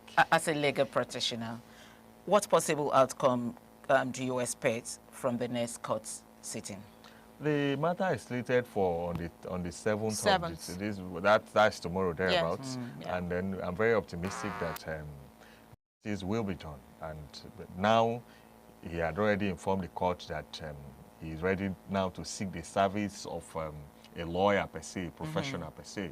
But my take now is that from that yesterday on the 5th and then tomorrow, which is on the 7th, is that a reasonable time for the new lawyer, assuming he engaged my service now or any other person's service? Is that a reasonable time for that lawyer to prepare and enter defense? So there may be likely another adjournment. There may, because if assuming he go and gets the service of another lawyer to appear for him tomorrow, the lawyer will definitely say, my lord, sir, I need time to put our house in order. So I don't know, but for me, I'm saying that at the end, I want to see that justice will definitely come out. The fact that the case has been dragged for a very long time, do you think it's deliberate? Well, I don't know, but I know to an extent that the matter is politically motivated. That's what I will continue to say, and I'm saying it again, because he has the political undertone underneath it. What about the government? Let's talk about the government at this point. Do you think they have presented credible evidence to justify the terrorism charges? Well, the government have called about 5 witnesses, and then, if you like, the burden is on you as the person prosecuting, which is the government. If you like, go and call 1,000 witnesses, call 5 or 2 or 3. But what is important is that you must support your case with substantial and then competent and compelling witnesses that will support the facts. Barrister, I'm still going to go back to the bills that have been granted to Kanu over the years during this case and trial, and the government has refused to comply. Now, my question is, does the government has the right not to comply to the court order? Well, the order of the court supersedes every order on earth. Once the court make an order, you must comply with. And like I said earlier, it's not the duty of the courts, it's not the duty of the government to be forum shopping as to the order of the court you comply with. By not complying with the order of the court, you are already showing the world that you are in disobedience of the court order and you lack respect for constituted authority. Because the judiciary, after God and his cabinet, the judiciary is the king of decision on earth. Once the court make an order, whether you like it or not, you must comply with it until that order is set aside on appeal. Most of the order that granted in bail have not been set aside on appeal. And up to date, we are seeing lawlessness, we are seeing anarchy, we are seeing lack of respect for constituted authority. If you don't respect the court system, why then do you think that we should have the court system? You must respect it. And that's why I'm calling it now to respect the order of the court. Okay, so what are the judges saying about this? The court it's not the duty of the court to enforce the order of the court. Once the judge made that order, it is now left for the government to comply with it. And if the government in this sense entails the executive arm of the government that we give directive to the Nigerian police or the correctional center,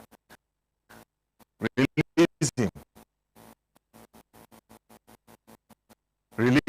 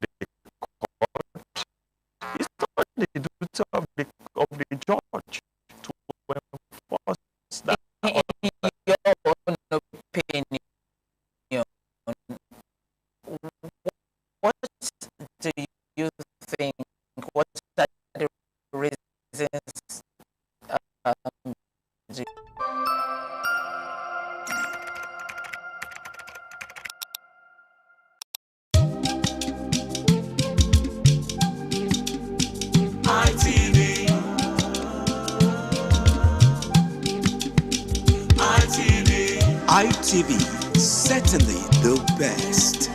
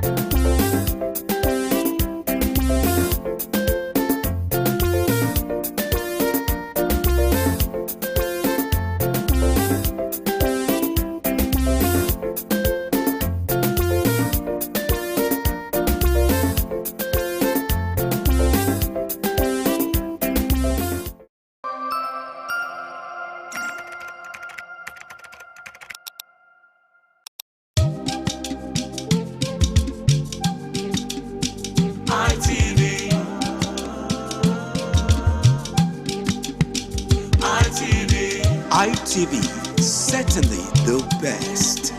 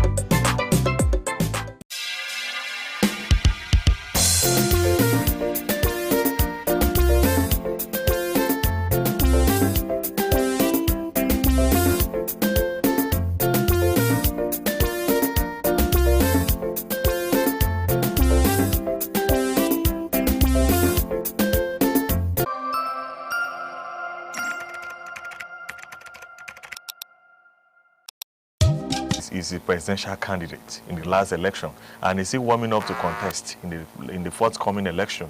That is aside, but I want to say that the matter is now at the level where any moment from now the court may give a specific decision, whether we like it or not.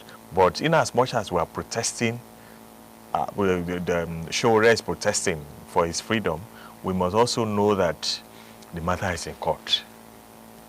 The matter is in court, and there is speedy dispensation as we are speaking right now. You can imagine 2 to 3 days adjournment. And he is even the one that is delaying the matter. He's Kanu himself. Otherwise, the governments have closed their case as far back as June this year, and we are in November.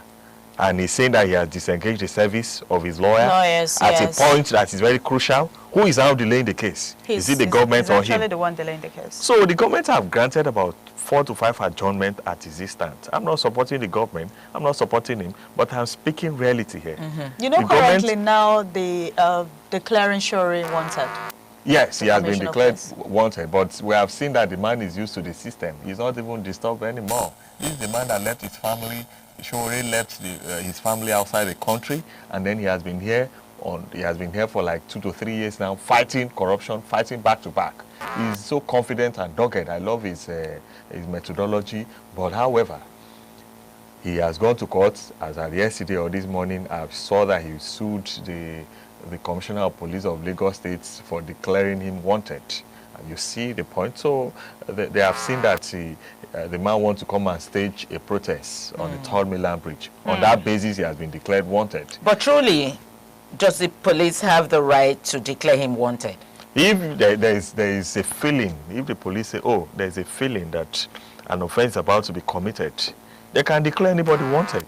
It's left at their discretion. It's not at your discretion. It's not at my discretion. It is at their discretion. Because part of the reason they gave that I saw in the newspaper is that they arrested some people with speakers and several items and a lot of items that they were on their way to the venue where they want to go and protest thereabout. Yes. Oh. So, but protest is a constitutional right. I was going to ask you that. It's a constitutional right. As far as there is no breakdown of law and law. all Because Yes. Nigerians, they feel protest is the only way the government can hear them, you know, fast and hear them fast. But I want to say that we can use a social media platform. More importantly, it will fly more than we go and station somewhere where they can tear gas you. Look at what happened to Shore and others recently. Look at how they were tear gas. But Showore would also tell you he has been using the social media platform and nobody listens. So he wanted to do it physically. Like you said, protest is our right. Yes. So why do you want to arrest him because he came out to protest? Especially when there was no law and order breakdown. Because you cannot ascertain when there will be lawlessness. You cannot ascertain. People will come out now. Look at what happened during the EndSARS. A lot of looting and a lot of fraudulent and crime and all those things. Who anticipated that? Nobody. But when you give people that room, that fora, you see that at the end of the day, there will be breakdown of law. And But in a civilized countries, these protesters will be guided.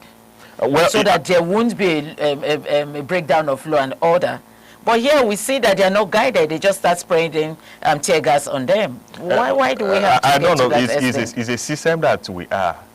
The government, they themselves, they're afraid that people can come and break in at any time. Anything can happen. And anything can happen to them because there is this feeling. Because once you are a failure, you know you are a failure. It's just like somebody who wrote exam. And then at the end of the day, he knows that he's going to fail.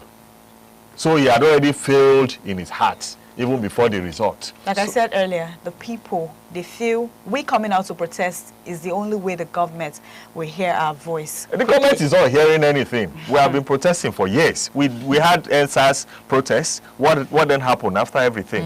What then happened?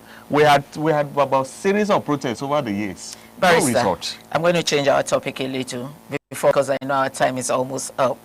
We're just looking at the options given by Donald Trump by this morning.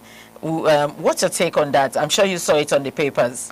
Yes. With the options that he gave. I saw the lights. I'm going to deviate a little because, I mean, that's happening right now. I saw the light. I saw the Medium. The medium, and then I saw The hard. the hard. I will not, for that explanation, the light entails that they have to come and partner with our security outfits Yeah. and then see how we can get the terrorists out of our dear country. And then, what is it called? Medium. The medium entails either they move and then strike thereabouts.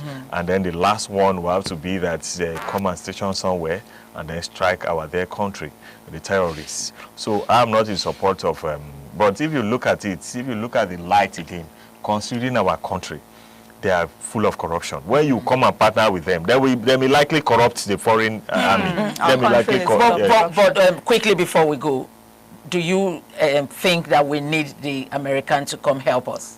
Yes, I agree with them, but Okay. they have So to we come need them to on come the help lights us. on the lights let's On give the them light their benefits. note. Yes. Okay, thank you so much. You said we need the Americans to come and help us. Okay, we are still looking at, talking about the Nnamdi Kanu's case. Let's keep our fingers crossed to see what will happen, Patricia. Yes, let's keep our fingers crossed to see what will happen and see if the America will come in light. Thank you for joining us. Thank you so much, Adams Atta, for coming to help us analyze this particular topic. Thank you all our viewers for joining our Lagos Network studio this beautiful morning on CMI. We will be handing over to Benin for the continuation. I am Marcelina Unkwo. Just stay.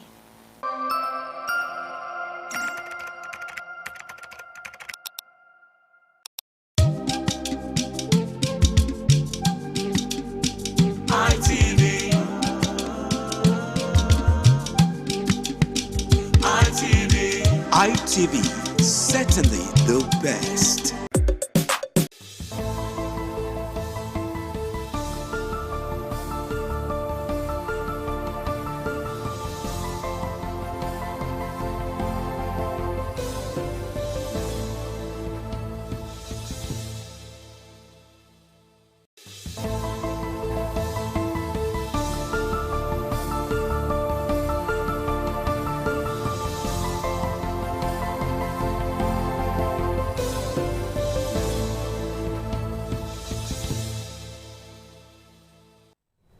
Very beautiful morning to you, and thank you for joining us on the ITV News Update for 9:30. I am Lawrence Osifo. The governor of Edo State, Senator Monday Okpebholo, is optimistic that the scheduled meeting with His Royal Majesty Oba Ewari II, the Oba of Benin Kingdom, and the Minister of Arts, Culture and Tourism and Creative Economy, Hannatu Musawa, is expected to resolve the concerning issues and the reopening of the Museum of West African Arts, MOWA, which was initiated by the previous administration of Governor Godwin Obaseki. Governor Okpebholo gave the assurance when he addressed protesters kicking against the proposed opening of the museum. Our Government House correspondent Kingsley Uchegbu has more.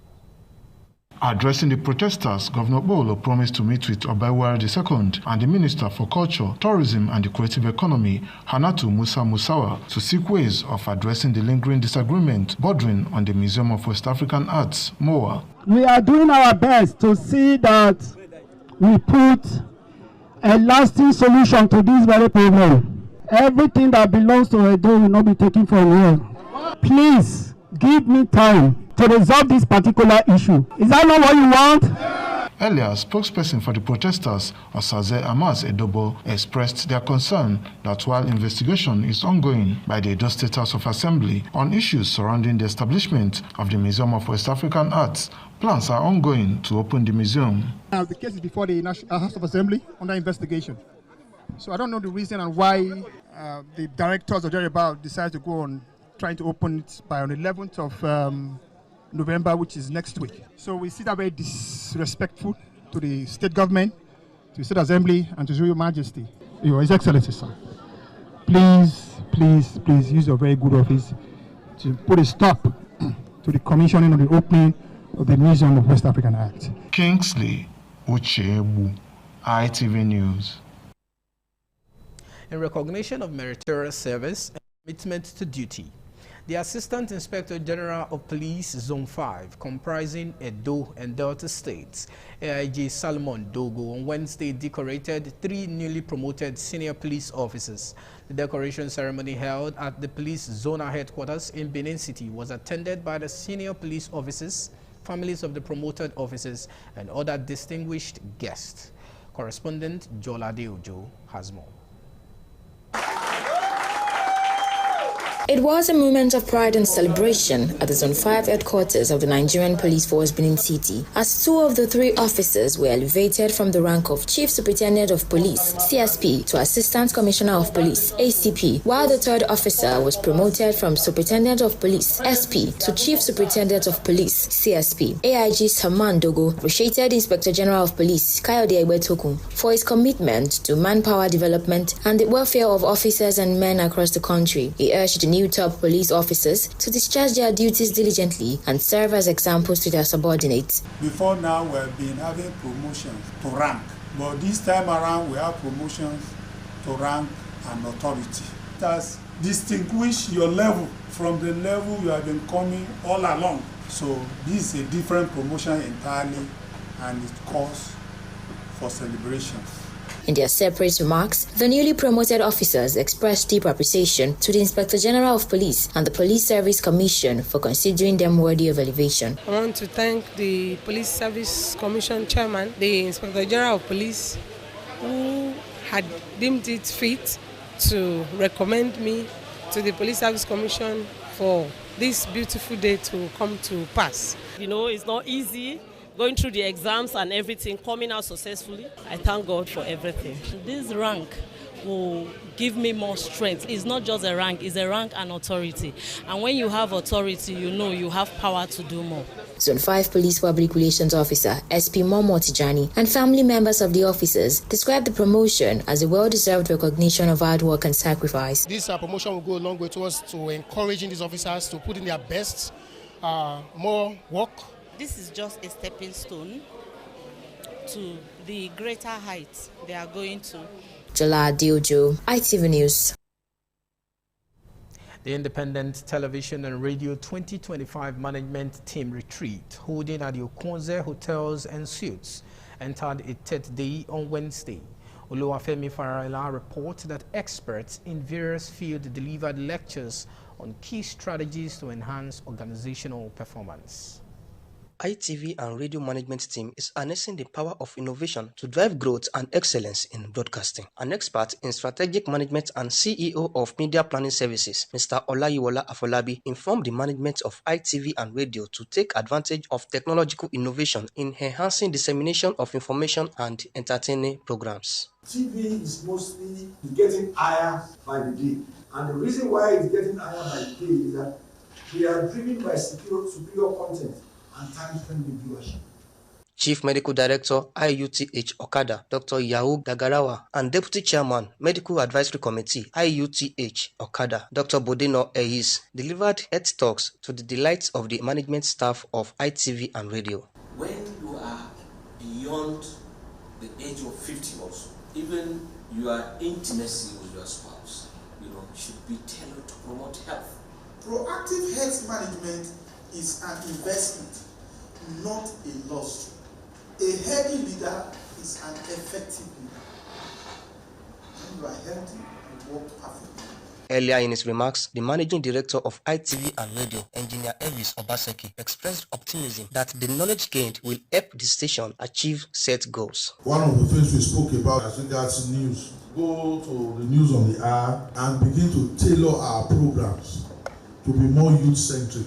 Some management staff, including the Deputy General Manager and Head of Lagos Network Center, Noah Ekebafe, Assistant General Manager, News and Current Affairs Department, Ehosa Agbolahan, and Manager Administration, Juliet Aisagboyin, expressed satisfaction with the success of the 2025 Management Team Retreat holding in Okada, Edo State. So far, the resources personnel that have come, they've able gingered us on how to move the station to a better and a more promising future. This retreat has enabled management staff to acquire skills and knowledge in a digital era. It's a refreshing moment for us to refocus and have different motivations to work harder. Independent Television and Radio Management Team Retreat is an annual event. Oluwafemi Farayola, ITV News. In another development, the governor of Edo State, Senator Monday Ukpewolo, has inaugurated Honorable Felix Imoisili as chairman of the State Judicial Service Commission and the former chairman, Isan Northeast Local Government, Honorable Sam Obo, as chairman, Governing Council of the Edo State Polytechnic, Usain. Members of the two bodies were also inaugurated during a brief ceremony in Government House in Benin City. Government House correspondent Kingsley Uchegbu again brings the details. Chairman Judicial Service Commission Honorable Felix Imoisili, Chairman Governing Council Edo Polytechnic Usain Dr. Sam Obo and their members subscribed to oath of office and allegiance. The newly appointed chairman and their members signed relevant documents as supervised by Governor Ukpewolo.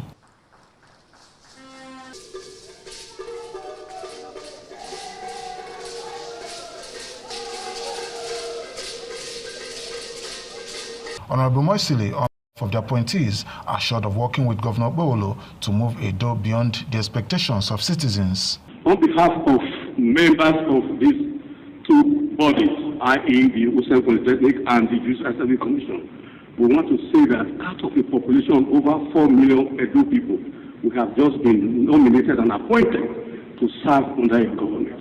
We want to assure you that we work with you to make sure that we move Edo beyond the level it is. In his advice to the newly inaugurated chairman and members, Governor Bowolo said the appointment is a call to duty, urging them to use their expertise to serve Edo people diligently. It's a call to duty. It's not left for you to make the best out of it. And I want you to know that Edo people are watching. It's one thing to come into government, and it's another thing to serve the people diligently. So I urge you to serve Edo people diligently. And I wish you best of luck. Family members, friends, supporters, and associates of the appointees were on the ground to witness the inauguration. Kingsley Uchewu, ITV News. And that's the size of our package for the news update for 9:30. You can watch ITV online live at www.itvradioNG.com/live. And follow us on our social media platform on Facebook and X, Instagram, YouTube, and TikTok at itvradioNG.com. I'm Lawrence Usifo, thanking you for watching. Good morning.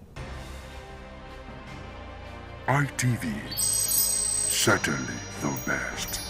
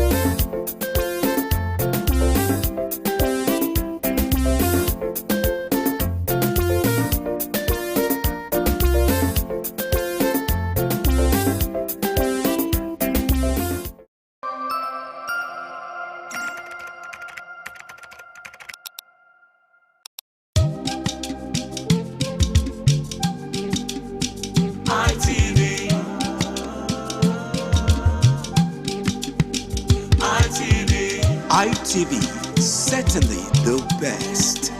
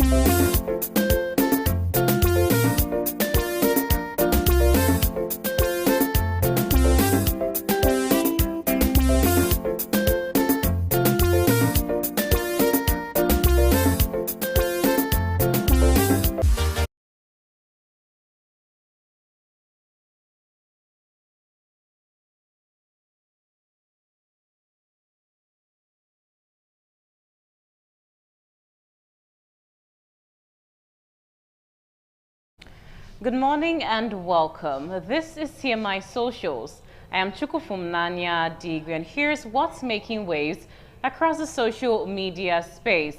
Now we begin with updates on the trending threat by the U.S. President Donald Trump on military strikes in Nigeria, against terrorists actually in Nigeria. Now the White House has released an official video titled "Christianity is Facing Existential Threats in Nigeria," in which U.S. President Donald Trump warned that Washington may suspend aid and even consider military action if Nigeria fails to protect its Christian population. Now, this particular statement is now trending on global media. It has drawn sharp reactions. While a section of netizens applaud the move, the Nigerian government insists the violence is not religiously motivated. Meanwhile, China has taken a hop on this train. China is in support of the Nigerian government, telling the U.S. government basically not to meddle in Nigerian affairs. Just to kickstart this update, let's get to see the new video by the U.S. President Donald Trump that's now circulating across the social media space. Christianity is facing an existential threat in Nigeria.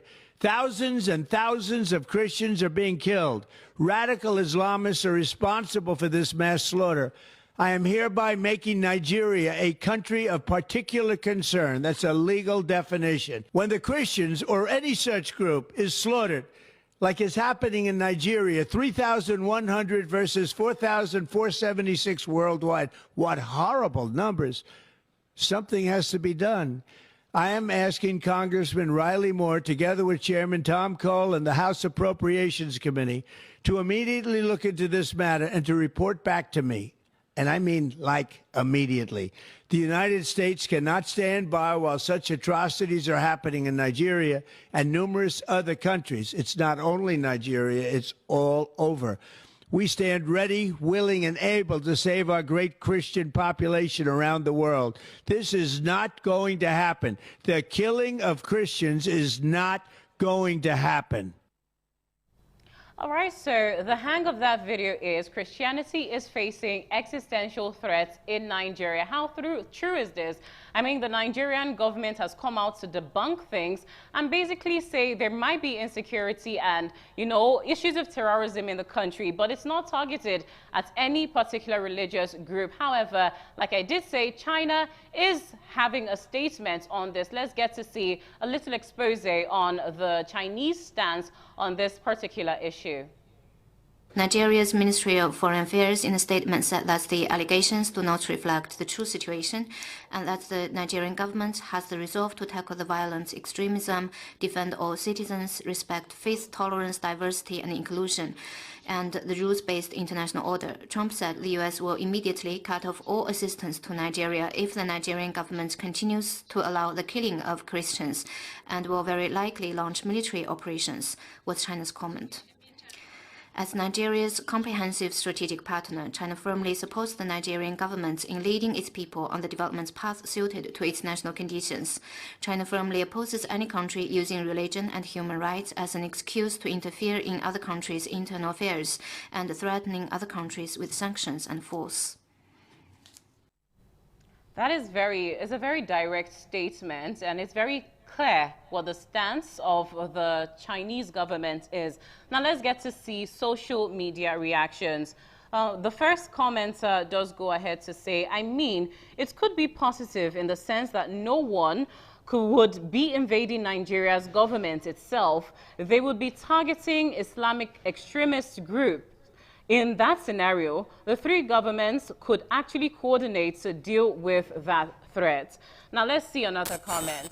This comment says, it's about time for West neo-colonial states to finally end the brutality of past centuries after hundreds of years spent kidnapping hundreds of thousands of Africans for enslavement overseas, killing at least as many, and then using Africans is still living in colonized territories to be forced into backbreaking labor and punished by maiming, torture, or death for slow reaction times or inability to meet arbitrary quotas. Finally, the aggressors are finding their former targets allied with powerful friends, Russia and China among them, who are willing to defend the Africa people. It's about time. That's that comment. Moving on to what the netizen is saying about this. This commenter says, even if Trump is after our ancestors, no wahala. Since he tweeted, Army is now updating on their war with terrorists. Hostages freed, DSS sacks over 100, only 2 attacks reported since then, 1 in Benue and 1 in Taraba. Many people are now speaking about the terror. Let's see another comment. Well, this netizen says, this statement is a deeply troubling reality that demands urgent international attention. The persecution of Christians in Nigeria has reached a critical point, threatening not only lives, but also the principles of faith, freedom, and humanity. Let's take another comment on this particular trending sensation right now on the social media space. Christy says the authorities in Nigeria know where the terrorists are, but they don't want to, they won't go after them. In fact, they marry wives for them and pay huge ransoms to them. The terrorists use the monies to expand their territories. They are so bold. They post their activities on TikTok. Copied. Well, that's that take. Let's take the final take on this particular issue. This take says, it's actually from an American citizen, Sean Hooper says, 5,000 people a month die of drug overdose, 16,000 homicides this year, 45 million live in poverty, 776,000 homeless, 38,000 of those are veterans. Baron, he's referring to Donald Trump, when is Americans going to get the help? We are tired, brother, and I voted for Trump. Well, that is the end of that. Those are the comments as regards Donald Trump's threats on his military intervention to the situation currently going on in Nigeria. Now, moving on to our next social media trend, it actually formed a part of our conversation here in the Benin Network Center. We're talking about the Anambra polls. Yes, there's a lot of expectations from INEC and a lot of conversation about whether Charles Soludo, who is actually the incumbent governor of the state, whether he's going to get another term in office. Some saying no, some saying perhaps. We're hoping that this electoral process is going to actually bring to the limelight the new session of the newly elected INEC chairman, Joash Ojo. Now let's first get to see the comments that are circulating the social media space as about this particular issue. This one says, I pray he wins. It's not going to be easy. Anambras should not sell their votes like a dough. Una own go was past a dough if you allow Soludo back. Ada for real says, well, what's that trying to mean? Let's see another comment. This one says, Soludo is a one-time governor and needs to go back to teaching so that he can stand in front of students and be telling them stories. That's what he's good at. Let's take the final comment on this issue.